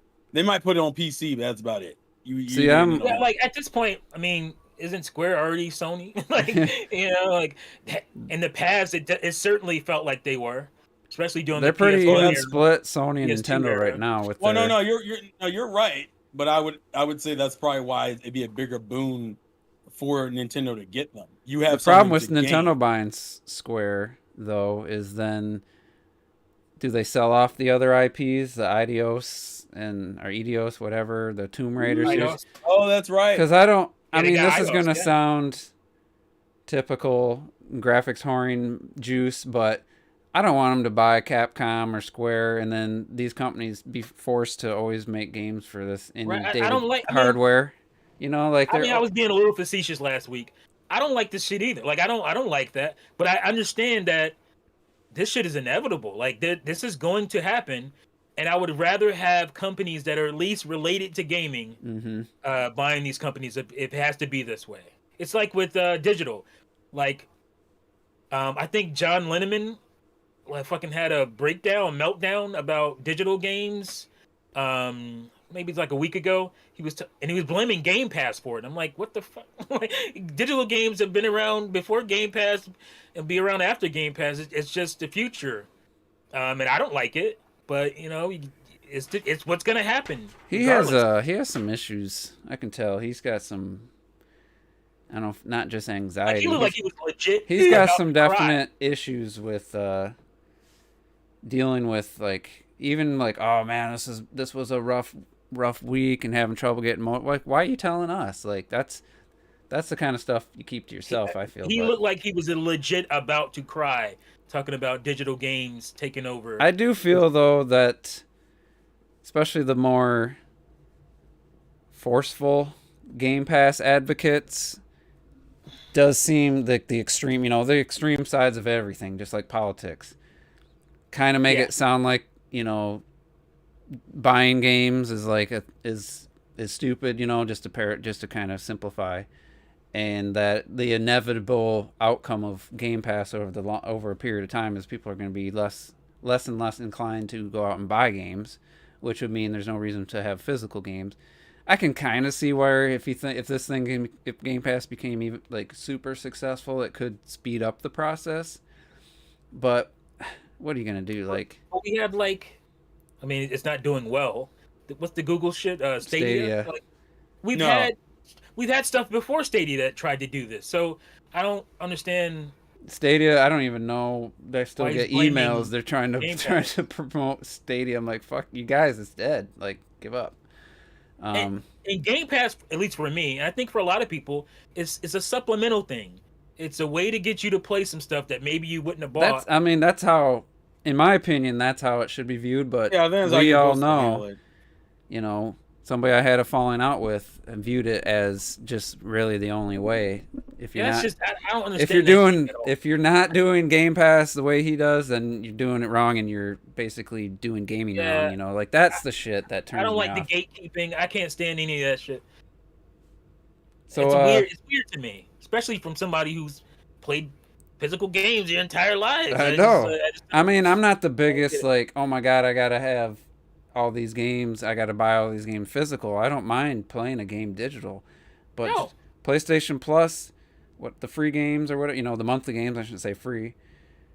Those are just games I'm not going out and buying that maybe I want to try a Plague Tale. I'd like to check out Final Fantasy VII Remake. Like, I'm not going to go out and buy those games, but I'll try them. And I ended up liking a couple of them, which was a nice benefit. But like, it's like you said, it's a secondary thing for me. I'll buy the games I want, and if any of these games I'm on the fence about show up on a platform like that, that's where I'm going to try it. Like, I have a Game Pass trial. Psychonauts 2's on there. I tried Psychonauts 2. I wouldn't have bought Psychonauts 2, but I played it. I tried it, and now, maybe if I give it a little more time. I want the physical copy after I've been able to play it for free. But I played the medium. It's supplemental. And glad I didn't go out and spend $60 on it. And so far, the 2 hours I played of Psychonauts 2, I'm glad I didn't go out and pay $60 on it. And Forza Horizon 5, I would have gladly paid. Was that $60? Pretty sure. I don't know. Maybe it wasn't. Either way, I knew I wanted Forza Horizon 5. I played it just because Robert gave me that 3-month trial. I would have just bought it anyway. So that one, the only reason I played it because it's just the timing of when he gave me the free trial. But other than that, like, I tried Alien Isolation. It was okay. I tried Streets of Rage 4. Didn't finish it. It's more of a testing ground, and that's how I view PlayStation Plus. Like, I'm not gonna re-up because I just wanted to try it for a year and see what it was all about. I downloaded and played Final Fantasy VII, A Plague Tale, Dirt 5. I don't know if I'm gonna play a ton of it, and then and now that's how I'm playing Bloodborne. So I was like, okay, for $60, I got my money's worth, but it's not like, oh my god, I gotta keep doing this. It's such a great thing. I'm gonna keep doing it. I'm like, no, I did it for a year, and I downloaded some games and I played them. I could live without it, but I was fine with it. I don't feel like I got ripped off. Now if you pay monthly for PlayStation Plus, you're getting ripped off because it's $10 if you pay monthly. Yeah. And it's $60 for a year, which is $5 a month. So I don't know why anybody would pay monthly and keep paying, because you're paying $120 for fucking shit. $60 if you need online, just like Switch Online. If you absolutely need online, and you have a PlayStation and you have to have PlayStation Plus, then there's some nice games that have come out in the last year that you might try. But if you're looking at that as, I'm going to get PlayStation Plus just for the games, look at this month. Look at February's trash that they just announced. Like, I don't even, looked at that and I'm like, are those even games? Like, absolute garbage. Damn. But even games. If you're like a Call of Duty player and you have to have PlayStation Plus, I do feel, they've had enough good games in the last year, enough to justify. But like I said, I'm not going to do it again. Because, it's like, for the PlayStation Plus collection, Is that worth $60 to play so I can play Bloodborne and Infamous and what's the other one? Last Guardian? Or could I just go out and buy all those games for $10, individually? But anyway, Link challenging me. He always want to challenge me on Nintendo Switch Online. hey, Oh God! I'm glad you paid $50 extra dollars on top of that $30 extra dollars to play Banjo with an N64 controller there. Like, I enjoyed Banjo-Kazooie 23 years ago on my birthday when it came out. I got it for my birthday, so. Laker Lake, we had this discussion already. I said, I'm this happy again. for you, but the fact you had to spend $50 plus tax We're not just to doing be this, able to man. play the game the way it should be played. God, no, we're not doing this. The controller was $30 when it came out. By the way, just so you know, back in the day, $30. Can we not do this? I guess inflation. So I guess inflation. It's probably better than the one on the Rare Replay collection, Banjo on the N64 online. Just because it's if you're gonna play it, don't play the Rare Replay one. Because like I said, it has some issues. I mean, it looks better, obviously, and it technically runs better, but it has like. It wasn't optimized to run better. No, it wasn't optimized. It's not. It has bad. Microsoft spinning logo instead of red. That don't look right to me. That just get that shit out of Rare. here. Now there's a company that was instead of Nintendo, it has Microsoft. No, before Nintendo partnered with them. They made some games, but Rare was definitely their quality and the amount and the games they made was just significantly better when they were working with Nintendo versus before Nintendo. And then so by the time Microsoft bought their shares up. Right. Rare was a way better company than before Nintendo started working with them and owned like 51%. Yeah, there's another it's Nintendo, so but yeah, there's another Retro Studios. Retro Studios before Nintendo, Retro Studios was nothing, and then they made some of the best games of all time. And they were less than nothing. They were making terrible licensed garbage on the NES. Yeah. Garbage. So it's questionable if Retro is where they're at, what they are today. They haven't made a game in fucking 8 years or whatever.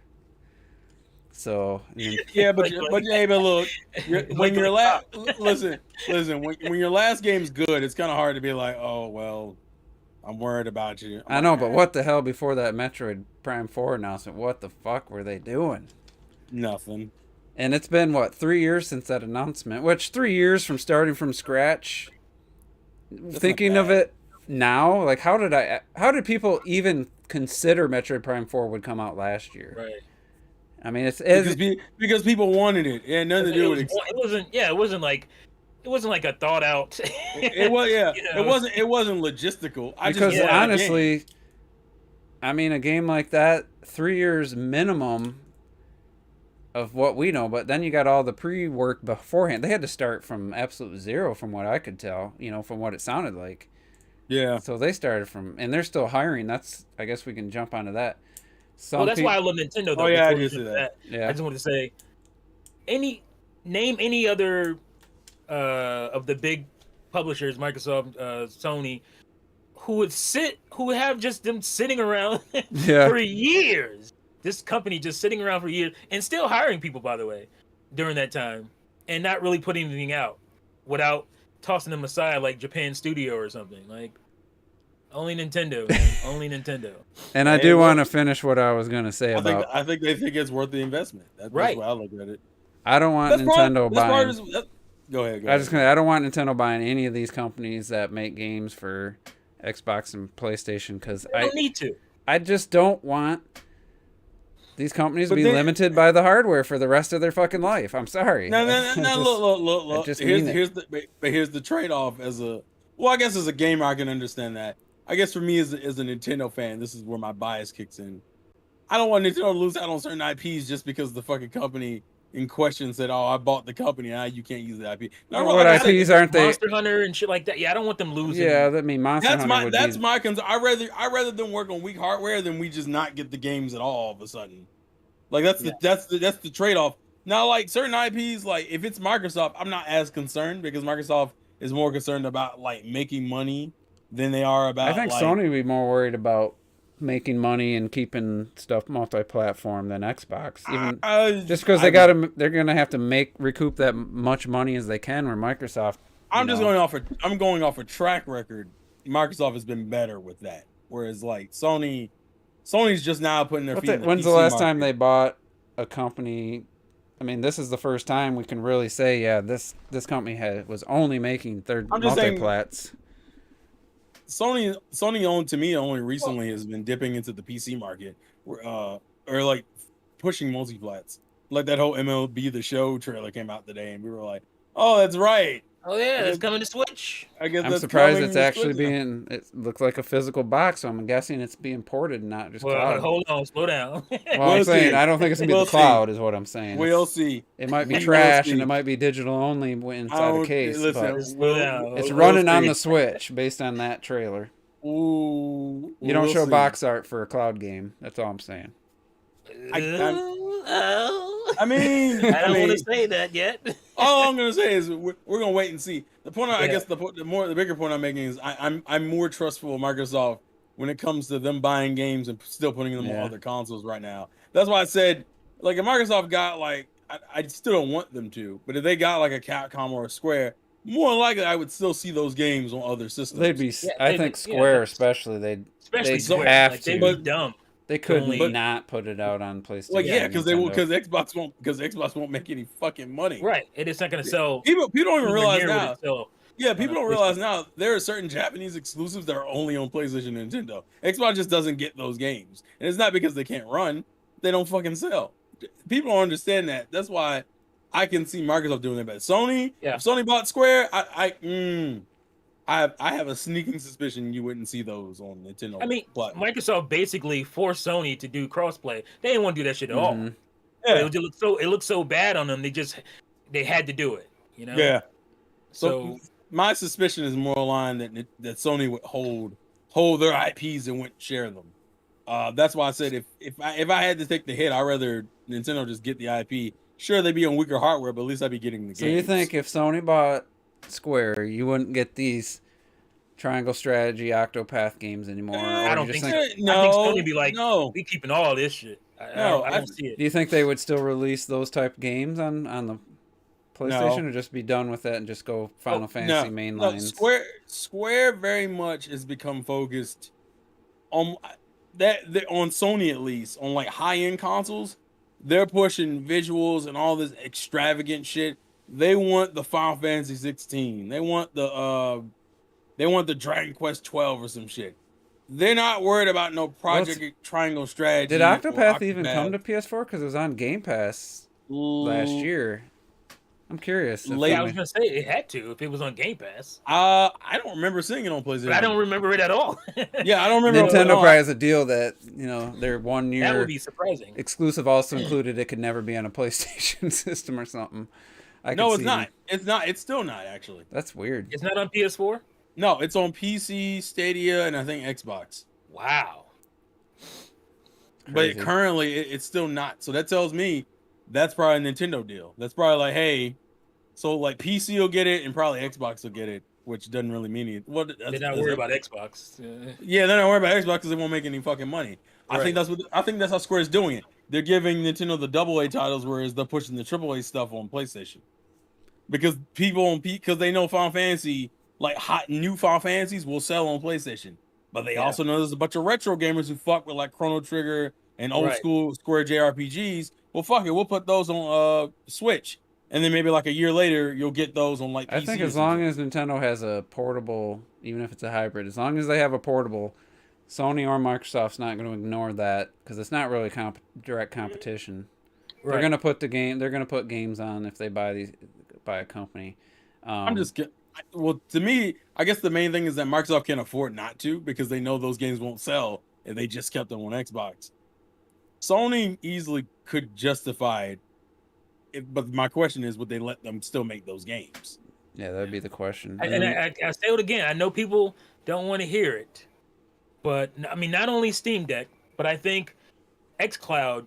I mean, I think that stuff's coming. Where it's like, oh, I'll just pop that shit up on my phone or my tablet.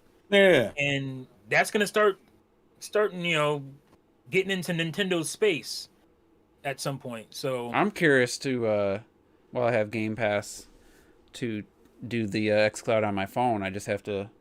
I think I can just because I'm thinking about my Steam Deck, and that's just going to be like a portable Xbox to some extent. So because I have xCloud's part of the Game Pass Ultimate, so I was like, I just gotta download something on my phone, and I can play at least try the games with it, just prop it up or something. Because I got the Razer phone too, which has 8 gigs of freaking RAM. It's like the ultimate gaming phone, but I've never used it for anything, even though streaming's not exactly. I can't believe we're talking about a Razer in 2022. Well, it's the Razer, the computer accessory company. Yeah, I know. I'm just saying it's not like the old Razer phone was back in the day. Which I loved. I had one. I think I had one too. The Razer Flip. Oh, those so let's get into one other thing. Kind of, we're talking about all 3 of these companies. So, for some reason, an IGN fucking video popped up. It's their next gen watch. Did somebody talk about this? Oh, you watched that? What is that? I don't know how old it was, and they were debating the big games for 2021. Was the title, and it had Switch, it had Xbox, and it had PlayStation. You get in, and it's just dude with the Sony guy and the Xbox guy debating who's gonna win 2022, which was cringe to hear him even use that term. Just say which. And then the Nintendo guy was pissing me off because the bitch didn't even know what was coming out this year. He left Kirby off. The Sony guy had to tell him, "Hey, this is coming." And he forgot Triangle Strategy. He forgot. I think he did mention. He didn't even mention Kirby. Nobody mentioned Kirby at all. And so it's the same one. But what the fuck? Really? It was so annoying on so many levels. Yeah, it was bad, bro. But here's the thing. I would say it was a little more the Xbox guy than the Sony guy. None of these games have even released months, except for like. I think 2 Sony games, the 2 Horizon and Gran Turismo. The only ones that are have locked in, and Horizon's actually went gold, so that's coming out. And it's gold, so it's gonna hit its date. Yeah, it was all speculative. Oh, if God of War Ragnarok's scheduled, which that one's probably likely, but the rest were just like pulling shit out of thin air for 2022. He's like, oh, there was the talk of that Last of Us remake. Like, are you fucking kidding me? You're gonna include this? What? I'm like, what? And he's like, oh, then the Naughty Dog's supposedly working on a multiplayer something for the Last of Us Part 2, and they just released the Uncharted collection, and then the Xbox guys basically Starlink, and everything else was just like, if this comes out in 2022. Yeah, they brought up Starlink. Not Starlink. No, not Star. What is it called? It's something. Starlink. Bethesda. I don't know. I forget. Todd Howard. Yeah, the fucking new game. Come on, Terrell. Oh, I know you're talking about. Starfield. Yeah. That one has a release date. Stalker got delayed till December. But he wouldn't stop talking. No. He went into all kind of shit. I didn't even know where games. He's pulling shit out of nowhere. Like, what the fuck is this? And I'm like, really? You guys thought you had enough material to make who's got and Nintendo's already has Pokemon Arceus. We already Bayonetta. They almost forgot. Triangle Strategy, Kirby. That's already like more concrete stuff than either of the 2 companies combined. Plus, Breath of the Wild 2 is more than likely. In Splatoon 3, they forgot. They didn't even mention Splatoon 3. Yeah. The one dude, the Sony guy, had to bring up Mario plus Rabbids. He was, but if you know who, I can't remember his name, but if you watch like the Nintendo voice chat, I feel like there was a Ryan McCaffrey. It's not Brian Altano, is it? Ryan McCaffrey, that's Xbox. That's the Xbox guy. Is it? I can't remember who the Nintendo guy is. I can't find this goddamn. Normally it's Damon Hatfield. If you watch Nintendo voice chat, what's it called again? He's the guy who never played shit. He's never played anything Nintendo. He just mentioned, like the last one he was talking about, I never played Banjo-Kazooie. How the fuck did you have these jobs? Even I played Banjo-Kazooie, and I barely played shit. Not just Banjo-Kazooie. He said he never played fucking Majora's Mask. And I'm like, what the fuck? How? Yeah, so... It's not like he's young either. Because some young guys Yeah, can get it with that. that's the one you've He's been our talking age. about this whole time. I thought it was a new video. Popped up in my feed, like the home suggested videos. I could not. But I'm But like, yeah, this dude has never played anything. But they weren't even How going to is he talk able- about Nintendo. It was just the next gen console watch or whatever, and the host who happened to be filling in for Damon Hatfield or whatever. He's like, well, there is Nintendo. He goes, there is Nintendo's got some stuff, but yeah, he forgot Mario plus Rabbids, he forgot Kirby, and Mario plus Rabbids was Triangle that's it. Strategy. And the bitch brought up Switch Pro. Get the fuck out of here. Like that's Switch still Pro, coming. Oh no. Switch Pro might release Switch Pro this year. I'm like, sit your ass down somewhere. Yeah, it was almost like they were forced to mention Nintendo. Like, this is next gen console watch, you know. The Switch is Nintendo. Yeah.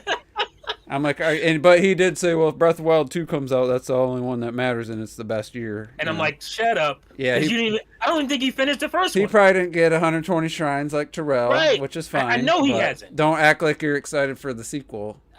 He's the one that always does that shit that gets on my nerves. So he's always acting like he's excited for a sequel to a game he's never fucking I'm played. not going to name any names, but on Twitter, I've seen somebody who's like, oh, I got this many weeks to finally finish Horizon Zero Dawn before I pick up Forbidden West.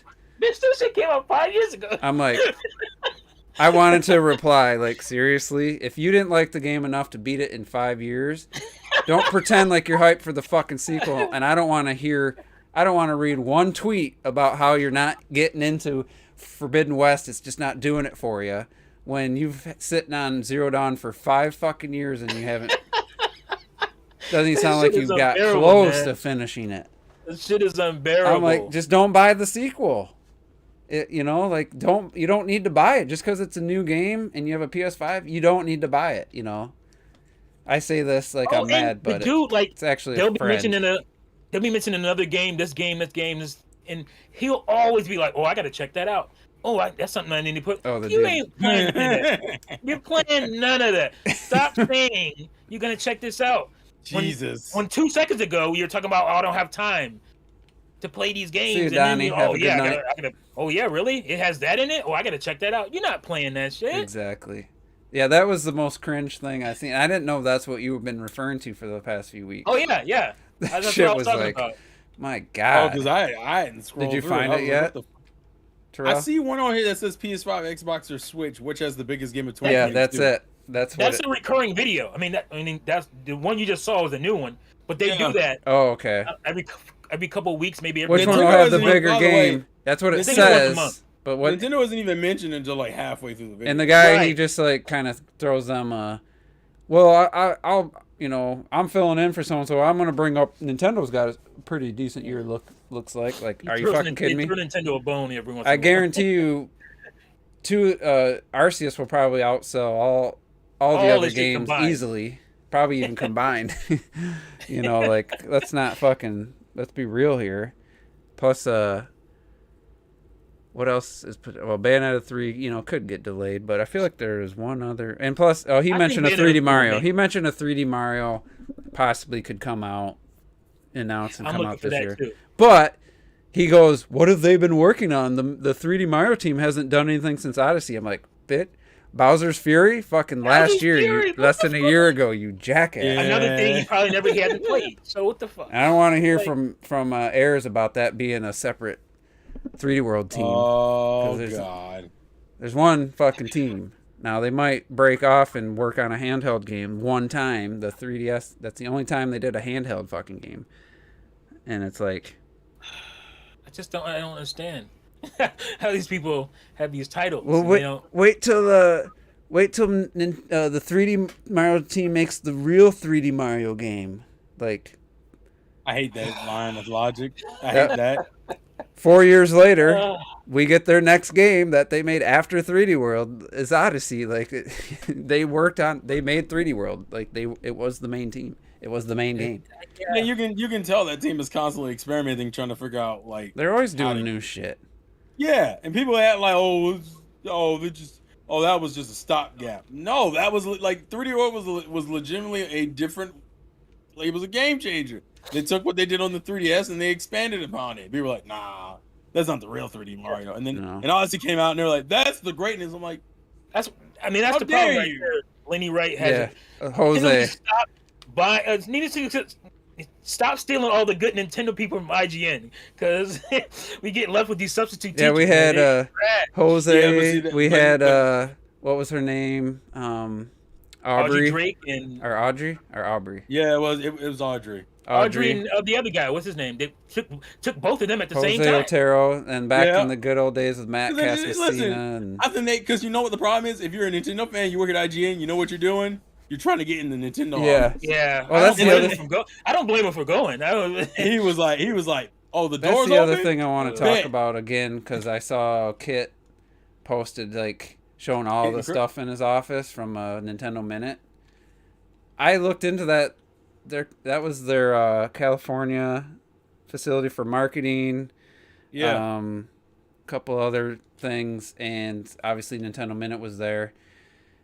And that was the 100 employees in that building or in that facility, and I'm like Robert and I were kind of debating. He's like, well, they offered them, obviously they could move, and they gave him a job at the place in Washington or in in Canada. There's another one. They have two main facilities. Yeah, move from California to Washington, like what a condolence, or not condolence, but consolation. Like, fuck you. Like, if you got kids and stuff, unless you're up high in a good, Bowser, Doug Bowser, whoever took over for him, if you're up there making a couple $100,000 a year, you'll probably do it, and they'll probably pay your rent and all that shit and your cost of moving. But for everyone else, like that sucks. You leave sunny California for suicide-inducing Washington State. Sorry, Washingtonians. I don't need it. Well, it's like, damn. I could see that. But, grunge did come from that state, so it's true. There's a reason grunge. And I don't know what decision went into it. Did the building owner? Did they not own the building and they wanted to sell because of the high price? There was many different factors that we don't know. But it's what happened to Jesse Cantrell in the 3D 3DS show. But my point is, like, Nintendo's making so much money right now. Like, you're telling me they can't keep this facility? What are they? Of course they could. Are they consolidating to save the bottom line, or what? Like, what are they? Why are they doing it? Maybe they just don't want it. But it's been going for how many years? Like 20 years? They're good ambassadors for your company. Just let them do their fucking thing. I don't understand. And the reason it hit home for me is because I see Kit and Krista posting on Twitter how sad it's sad, like seeing them pack up their offices and shit. And plus, it's Nintendo. Like I said, Nintendo to me, it hits different. If Sony closed an office in California, I don't give a shit. Like, I just don't care about Sony like that. Nintendo's who I cared about. That's who that's my home team, if you will, if you want to do a sports reference. So it matters more to me when they do something. I was just like curious, why would they do it now? Is it greedy Nintendo, or was there a good reason why they had to close this facility? And I don't know if we'll ever know that one, honestly. What is it costing you? $500,000 a year to have the employees and? Well, they're still going to have the employees. Those jobs still need to exist. They're just moving them to their team. No, I just mean in that specific facility. What is it costing you? Like, it just doesn't make sense to me. And I don't know what Nintendo Minutes views were like. I stopped watching it. I feel like worse than any other Nintendo video. I feel like they ran out of steam with their video content, because once, like, what can they do? There's not a game coming out every week. As long as they're making new stuff for Nintendo, they can always make videos. But they can't do it. They were doing that for like 7 years, weekly right? is the problem, because Nintendo doesn't have a lot of new weekly. Like, if they went to just when a new game's coming out, have Nintendo Minute do something, or an anniversary or something, like a Zelda anniversary. That'd been a way to celebrate. But I guarantee you, if they made me a producer, I could give you 3 fucking videos a week for Nintendo Minute. I guarantee you I could do it. They could do. I think they honestly. And a podcast on top of it. You could have. There's so much retro stuff to do, and I would say you can do a ton of shit. Just critiquing the actual show, like, to be critical of them. I felt like Krista was a little I wouldn't say casual, but she didn't really seem to know like the You know history. I feel like true. Kit had that history, played the games when Yeah, he Kit was knew. older, and she was kind of like the casual gamer, which kind of worked, It's fine. But Yeah, I think that's a good. I think they could like, have done a. I think they could approach like had different hosts and done a completely different thing, and it been something a little Well, more. that's my like, curiosity. What happens moving forward? Like, they're just like fuck it. We don't have a social media I'm thing sure they now. won't. I mean, they changed quite a bit, over the years. Their directs. Just look at the directs. Like, when's the last time you seen Bill Trinan in a fucking direct? That is true. That is true. Or heard his voice. Like, what is he doing now? I wonder, because he used to be always do the voice. He's a hell of a translator. Yeah, That's what I'm saying. He used to always do Miyamoto's voice. He was Miyamoto's guy in all those videos where Miyamoto was talking. I'm sure he's still doing that kind of stuff inside the building. But they don't do it for video, for their video presentations. And it's like, what was it last time they finally brought Koizumi back after like a year? I forget the other guy that they keep having, the most boring. Oh, I know you're talking about. He's just got that. What's his name? He's got that Squid Game haircut, or like, I don't know, it's not Squid Game, but not Squid Game, but he's just got that like Japanese businessman bowl cut, Damn. and he's just. It's like, what happened to Koizumi? What happened to having Miyamoto and Aonuma and all these, and Bill Trinan on, like. That homeboy with the mom jeans on during the presentation? We don't talk about that. And then, right? but Doug Bowser, I'm sorry, he's no Reggie when it comes to speaking. Man, he is boring. Yeah, but you can't really. It's like me going up there and just talking, like. They all can't be winners, damn it. I know, but. I mean, I'm just curious if they're going to change the way they handle their social media moving forward. Like, I mean, just about everything I see on Twitter is just advertisement stuff. There doesn't seem to be any personalization to it. No. I'm just gonna search for. Oh, there's a Halo trailer. Halo. Oh, for the show. Live action. Oh yeah, because isn't that on Paramount? I don't know the last name, but the cat seems to be super knowledgeable. Yeah. I don't know if Cat knows her shit.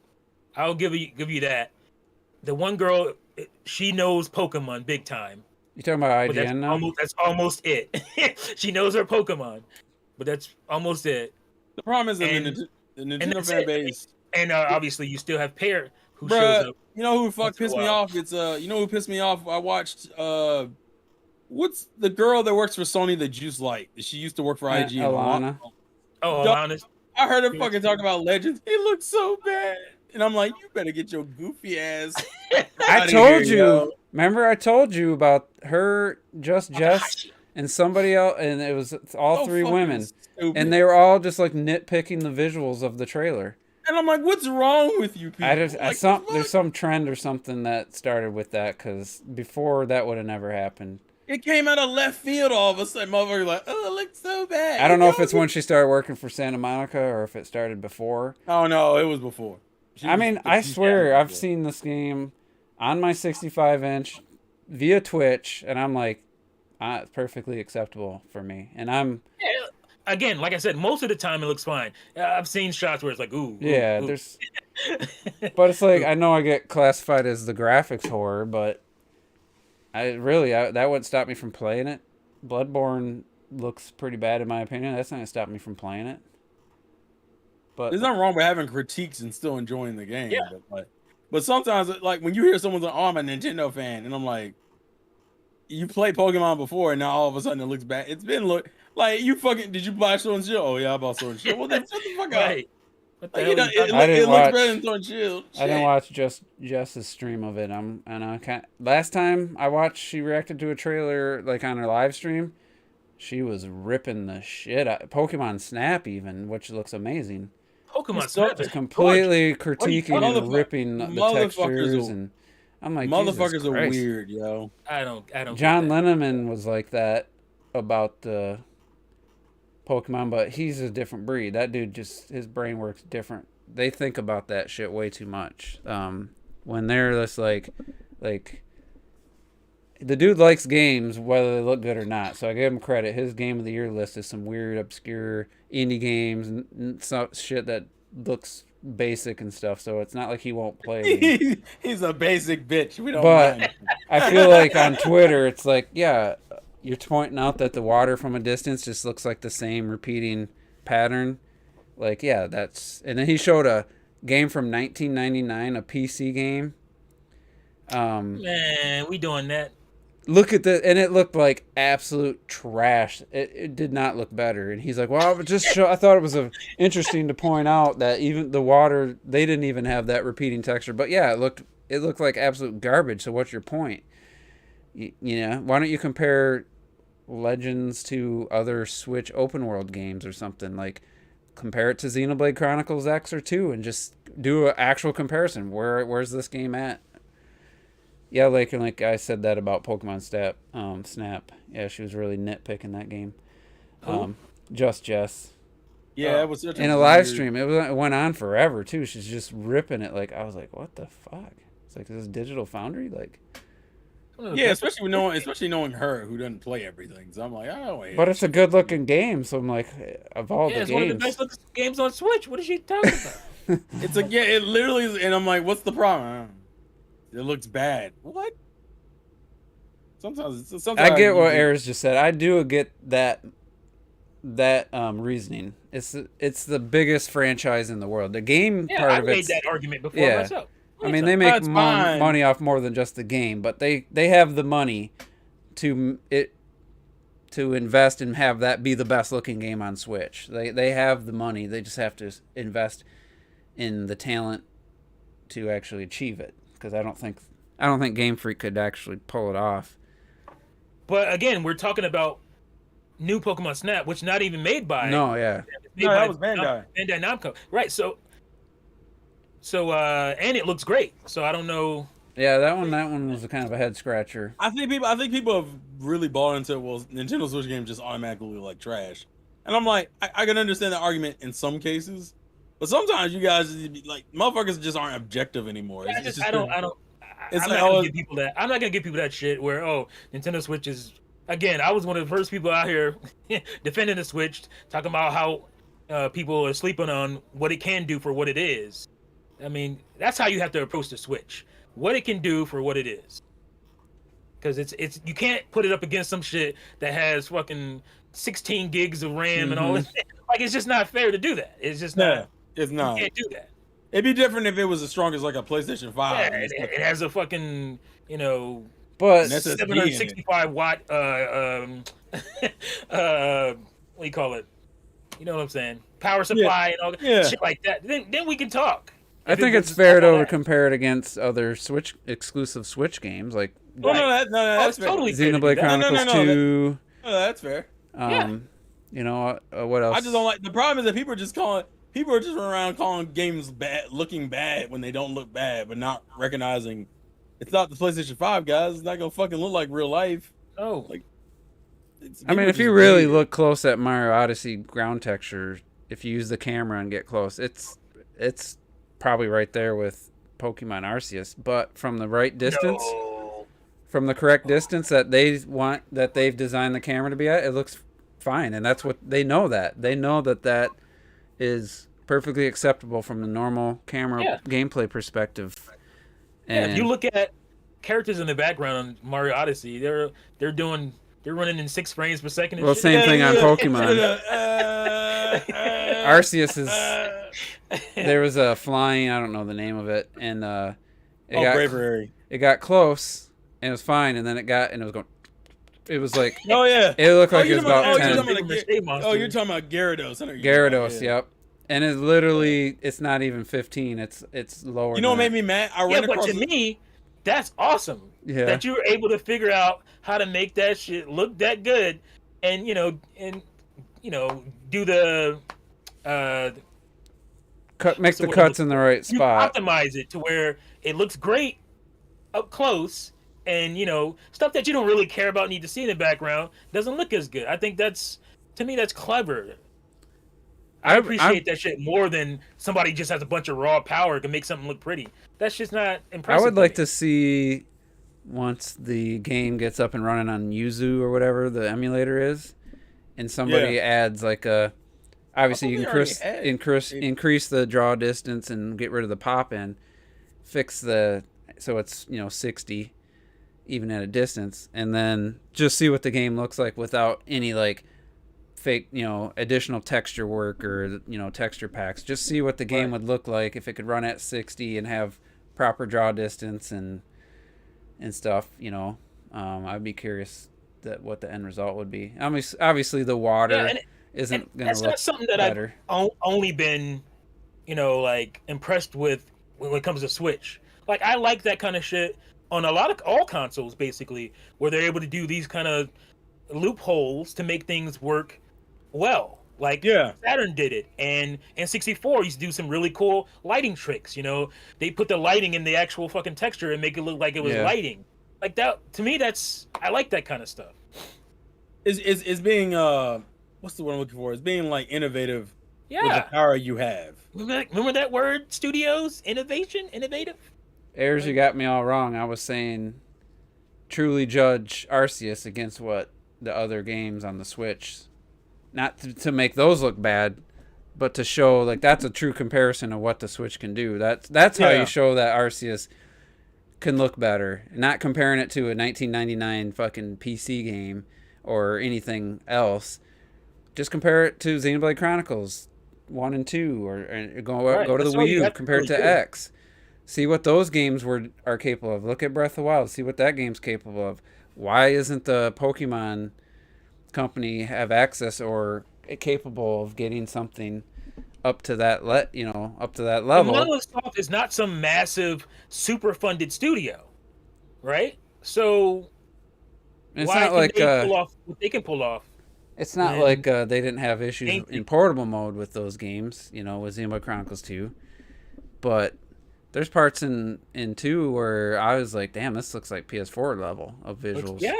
And then there's parts where I look like N64. So it's just that one fucking texture. I don't know what the hell if somebody missed something, but you're putting anime characters in, and you're also trying to have a realistic looking world with as far as trees and that kind of stuff goes. Then it looks a little jank sometimes. At least they got the Pokemon improved. They're not the same models as all the last 3DS games, and the animations have changed, and they have some life to them, like in the world, in the wild. Yeah. So creatures. I would like, I ain't gonna lie, like I said, to see what those would look like, what that game would look like on an emulation with some enhancements. Just to see what the potential would be for if Nintendo did have a PS4 level power or something, what the Pokemon company could do. But I don't know. I don't know why especially like Alana and Jess just in the last year or so just started getting like nitpicky about that kind of stuff. It's like I don't know, because usually you don't see too many of the women or female gamers. I was gonna say I hate to say that graphics. Then you're gentrifying it. But it's kind of true. I hardly ever see girl gamers complain about like visuals. Mm-hmm. And I hate to see them go down that path. They complain about, some do about certain attire on female characters, but. Well, the girl who I can't remember her name, but on IGN who reviewed Arceus, she was talking about visuals a lot. She was like, it should have been in the oven another year. It would have been fantastic. I'm like, well, you can't really prove that. No. They might not have. They might not have changed it all, That might be the best they have. Right. Sydney Goodman, I didn't know. Sydney Goodman. She didn't review it, did she? No, she was like. Is she the one who reviewed it? No, she might have read the review. Whoever reviewed it said it was written by somebody else, if I'm not mistaken, and it wasn't. This was on a podcast. And she was talking about her review of it, so she probably wrote it. Maybe I didn't watch IGN. She's probably the one who wrote it, and she didn't. Maybe it was GameSpot. How did she? What? Just look up IGN. Just look up Pokemon review. Computer froze. This is what we have to do. I just need to see her face. She has glasses. She's dark haired. So IGN. All right, I'll share my screen. Yeah, well, My computer's like frozen. Introducing Wendy's new hot and crispy fries. Ba-da-ba-ba-ba. Oh, it's Wendy's. fuck? Never mind. Wendy's. Rebecca Valentine. That's who reviewed it. See, this looks Rebecca absolutely fine to me. And No. She did the. Is she the one who actually? It said wrote and. Oh, okay. Let me listen to it. Years, developer Game Freak has scrapped nearly everything I've That's done her. for better and for worse. Pokemon Legends Arceus. Yeah, See, this that's game her. looks fine to me. Reinvented And usually Pokemon on my that fans have computer, demanded it for looks years. worse than it would. Developer Game Freak has People- scrapped nearly People acting like, everything I've oh, come to it's expect all, from a it Pokemon just looks RPG, so bad. I'm like, rethinking y'all, even its most don't- basic That systems that and water wheel was blending a definitely fair running amount of at action into its turn-based half frame, gameplay. half frame rate though. From a Pokemon Wait, hold on. RPG, Oh, I know what you're talking about. rethinking even its most It took me basic it took me a systems. second I don't know, it to looks realize good to me. And blending a fair Yeah, amount see, of this- action Overall, into it looks like a turn-based good gameplay. visual. It could use a little more grass. Pays off. Sure, you That can lets hit interact things with and say, hey, creatures this that doesn't have look right, never that doesn't felt look more right. alive and more But dynamic ways. that shot there looks Pokemon's good to me. evolution is Like- not yet complete. Yeah, that looks a because little the rough. semi-open world And around that's all of primarily the that poppin' feels like fucking- an that unimpressive scene, afterthought due to its bland Yeah, emptiness. that The poppin' looks is- a the pretty. poppin' The is- aerial one probably the weakest. Up, but definitely not unplayable by any stretch. Oh shit. The trees Oh my- move though, so that's something. We don't have N64 trees. The trees didn't No. even move in Cana, Bridge of Spirits. So, Oh, did it really?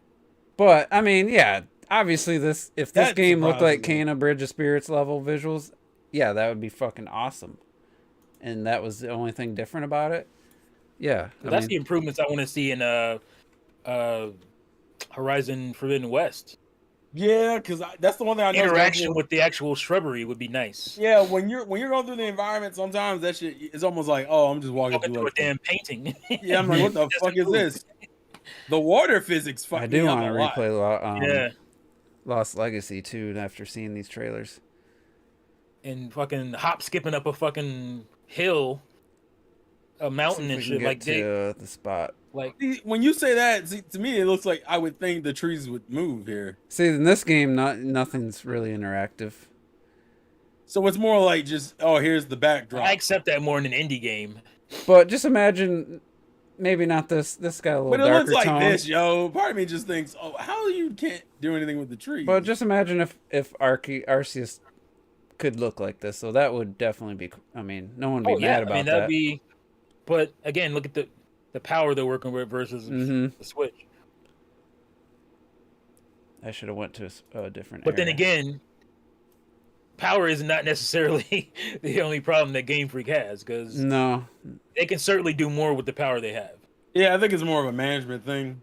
Yeah, And part of it is the stupid deadline they stick themselves to, where they have to put out a new generation so fucking quick, which means you got to put out like 1 or 2 games at least within 3 years.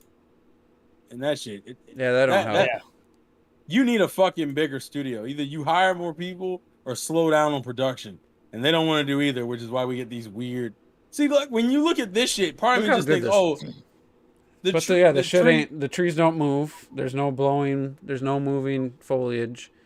On the tree, the grass sways a little bit, and some of the brush does. But the trees are completely motionless, which to me is where they gotta. With the next game, that's what they gotta address, because Yes, it's it's just weird. too Sony stagnant. owns them now, right? They didn't really own them before the game. I don't If I'm think not so. mistaken. Do they own them? I don't think so. Unless they bought Yeah, I the IP. I didn't What's hear the any. name of the company? Ember Labs. Oh, Yeah, I don't think they do. I'm thinking of House Marquee. That's Yeah, I House like, Mark. I mean, that's T your was like- game. T was like, oh. Like, I was like, I don't These know that name. motherfuckers Ember right Labs. here too. This Wood Knight. it's weird when you see all these high quality animations. I feel like it's more jarring in a game looks like this, where it's like, oh, by the way, the trees don't move. You And know, like, nothing. Yeah, you can't interact with anything. Like, yeah, like when Not you look really. this real, it's just kind of jarring to me a little. well, that's bit. my problem with Horizon. Again, that Yeah, I hope Horizon they- has that problem. I a hope they lot. fix that shit in the next game because No, that I'm- shit is jarring. Also, fix the shit where I can't climb on, but like yellow That's- shit yeah. and Little, fucking like. Well, little Dog, I hilly ran cliffs. into so many divots where I'm like, bruh, just jump up to just grab the ledge. Nah, Yeah, it's not yellow. I can't do it. What? I shouldn't have to walk around this little rock thing. I should be able to climb over. Well, this they did little add like almost like a Metroid Dread, like auto hop over, like. Yeah, dude. I was just pressing down and traversing like half a mountain. I'm So like, what they added is not the ability to climb anywhere, but they put. You use your focus now, and it works like just like a quick flash. And they got the little yellow thing. And it highlights, like the whole thing highlights in yellow for saying, "Hey, you can climb all up this." Like that's kind to of me. like That seems like that's more work than just letting you climb on shit. Yeah, I haven't 'cause it sounds actually like seen this video, so this is a little slow walking let's see. E3 demo bullshit here. I wish they It would show not is do pretty this. though. Yeah, I'll be real with you. Horizon almost. The tree's low-key is moving. Well, here's my issue. Horizon low-key has turned into that game that I'm look more at this involved. foliage. Sorry. I'm more interested in the gameplay now than the actual story. And I was like, Yeah, they got to refine the gameplay too. That's for sure. This most of that shit's fine. This definitely looks It's more mostly there. alive. I don't know. My issue is, can I jump off the side of that? Oh, this is in PS4 Horizon, Pro. in Horizon, I tried to do that. Well, you have the paraglider now, so yeah, you can. Like she's running through all that grass and that shit is not moving. And it wouldn't be so bad if it wasn't Well, so. this Like, is PS4 Pro, maybe on Just gotta try PS5. I like this grapple system that can lead to. what the fuck was that? She like slid off the upside of a rock. No, she grappled to it. I forgot she has a sailcloth now. Oh, thanks, thanks, Zelda. I just hope they don't use Yeah, the same that'll animation. come in handy. I hope they don't use the same animation for her jumping and grappling off a high point. Oh wait, they do. She'll probably end up with a motorcycle and shit too. At least maybe you'll be able to mount more creatures. That's the one thing that pissed me There's off. 42. I can mount like a bull and a horse in fucking OG, but as soon as I got a deer, oh no, you can't hop on the deer. What about a sawtooth? No, you can't mount that either. I'm like, well, what the fuck? I'm stuck to a bull or a horse, which are like the weakest fucking. There's animals. that one creature that feels like something right out of Avatar, James Cameron's Avatar. Yeah. And I'm like, that should have totally been something you could have mounted, towards the end of the game. Like Is that the sawtooth? Or Are you talking? No, you're probably talking about the one that goes invisible. yeah, it goes stealth and shit. Yeah, that fucker. I've been running. That's something that should have been like a wow, that's a low quality video. Leonoptrix. I think it's called the Leonoptrix in You know what my Avatar. problem is with that enemy though is that enemy is obviously meant for like stealth gameplay, and I Yeah. think that's like the one thing I think Horizon's not particularly Not good great at. Yeah, No. like it's there, but you're kind of like, well, I'm just gonna run in. it's like, kind of janky. It's yeah, kinda like janky. even the bandit camps Oh, are here's like, the by climbing. Sorry, let Oh, me get it okay. back on. Let me get it for Yeah, everybody. like the bandit So you camps. do the seem like- flash, and then it they're meant to be lights up. stealth, but they're not stealth. yeah, it's a good. Yeah, they're not stealth at all. It seems like a good opportunity to do some Yeah, stealth the stealth shit. sucks, but yeah, I It's mean, not very good. it See, shows you what's uh, climbable, and a lot of this is climbable, Yeah, I but don't not like all of that. it. I don't. But you know what? I'm just gonna hold it's up. better, I guess. I don't know if I'm holding up the whole time. There's not. But watch this. I do like the grapple system. I don't like the yellow. Like that just takes me out of it. It's a natural world. Mirror Edge did something similar to that shit where it had red on things. Maybe could you touch, can disable it, but But that one had Imagine a if you're more- playing Zelda See how and you can like jump all, off this you see all cliff? these like blue lines and shit on the side of a mountain, and you had to. It showed you that's where you could climb. Like that shit would drive me crazy. Oh no, definitely. so Is that water? yeah. Yeah. This is a low quality stream Bruh. on my end. That is This is nice. You've barely IGN. seen a drop coming up. That This she's is- sloshing through that shit. This is IGN. They got stock footage from. It's like their recaptured footage from. Look at that shit. She's running through You water see a right little. now, guys. You see some drops. Eh, But this stream's Not what really you low should quality. Trust me, it's really low res on my end too. Playing it direct in HD. But yeah. You I can think they tell just they put some beauty makeup on her too since that complaints from that first. Of course. that's silly nonsense. I know. Hey man, It almost. if it benefits me as a gamer, I don't give a fuck. She looks like a ginger boy. but What the fuck? I ain't come for ginger boys. I came for a whammon. so a strong somebody, woman. I'm guessing an Xbox guy, could be a Nintendo guy. I don't know. Somebody Well- legit on Twitter highlighted that it's the same grapple mechanic, like the exact no. same animation. Bro, that's a troll post. Is Yeah. it? Yeah, Yeah, fucking. Well, I was gonna say the replies were what was funny. I enjoyed. Yeah, the replies are hilarious Because somebody did that for God of War though, and I think they were serious. Right. I don't know if that was serious. I think that was a troll post too, but I'm not sure. I'm not sure if it's the God of War one, but I know the Horizon one was a troll post because that guy does that shit all the time. But it was funny because then it got down this whole path of like, of course, a Sony guy pulled Gears. It was like Gears 3 versus Gears the developer 5. showed up and was like, "Yeah, what do you want us to do? Like recreate?" Yeah, they did. The answer is yes. We want you to. I think one of the everything. devs showed up in the comments. They I'm did. Like, Yep, you're right.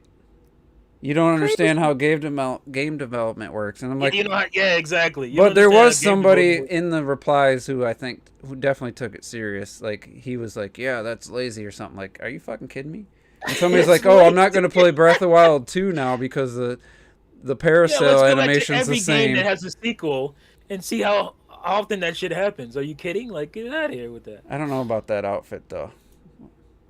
The outfits in Horizon never look good. I don't know. Yeah, I don't like that hat. That hat. I think it's the hat that's thrown in. It overall doesn't look that great, but No. what's that? What are those tire marks? It's like tire mark breastplate. Like I said, fucking Horizon never Zerdon doesn't have good outfits in general. I don't even like not really. There's the one. What My one? favorite. Oh, was it late game? The No. bare midriff. That's about it. Oh, you mean the one that removes our clothing? The fuck? There's a little bit of a belly, midriff. Thank God there's a midriff, because fucking if it wasn't, it looked like some ass. Yeah, it's not great without that, but it looks good. I'm looking forward to the game though. I Yeah, wish me I too. could just buy it day one. See, there's I think the little bit of the beauty makeup shot. I'm gonna play it on PS4. Yeah, to me, if the gameplay's improved, that's all I really care about. Because everything. What do you else kinda- think? Did they put some eyeliner or anything, or is it just the lighting changed? She should have lost some weight in her face. No, That's I what think she they was did. having. Add some makeup to her. There's moments in the first game too where I was like, yeah, she ain't. Which is all kind of that. weird because she's like super tomboyish. So, But then there's other moments in the first game. I was like, dang man, I'm kind of falling for Aloy here, and yeah, that's what's weird. It's like there's sometimes she looks really good, and sometimes she doesn't. did you Looks see like the a voice rubber acting doll. cast? Fucking Like a rubber Cabbage Patch doll. yeah, fucking Trinity's one of the voice actors, Carrie Ann Moss. Oh, really? Mm-hmm. Didn't know that. Damn. Gorilla. How do you spell gorilla? Gorilla. Guerrilla Warfare or Gorilla the Animal? Gorilla the developer. Guerrilla Games Oh, is G-U. yeah. It's G-U-E-R-I-L-L-A. Yep. People could see. Luckily, the rest of the people couldn't see what I was typing there because I had. You could tell I didn't know how to spell it because I was trying some dumb shit. So Gorilla, where's the cast? Oh, Ashley Jesus. Birch. Where's one? Was it just the whole cast? Yeah. And they show them in like the volume. This is where IGN got all their footage from, by the way, for that video I was just playing. Right there, Carrie Ann.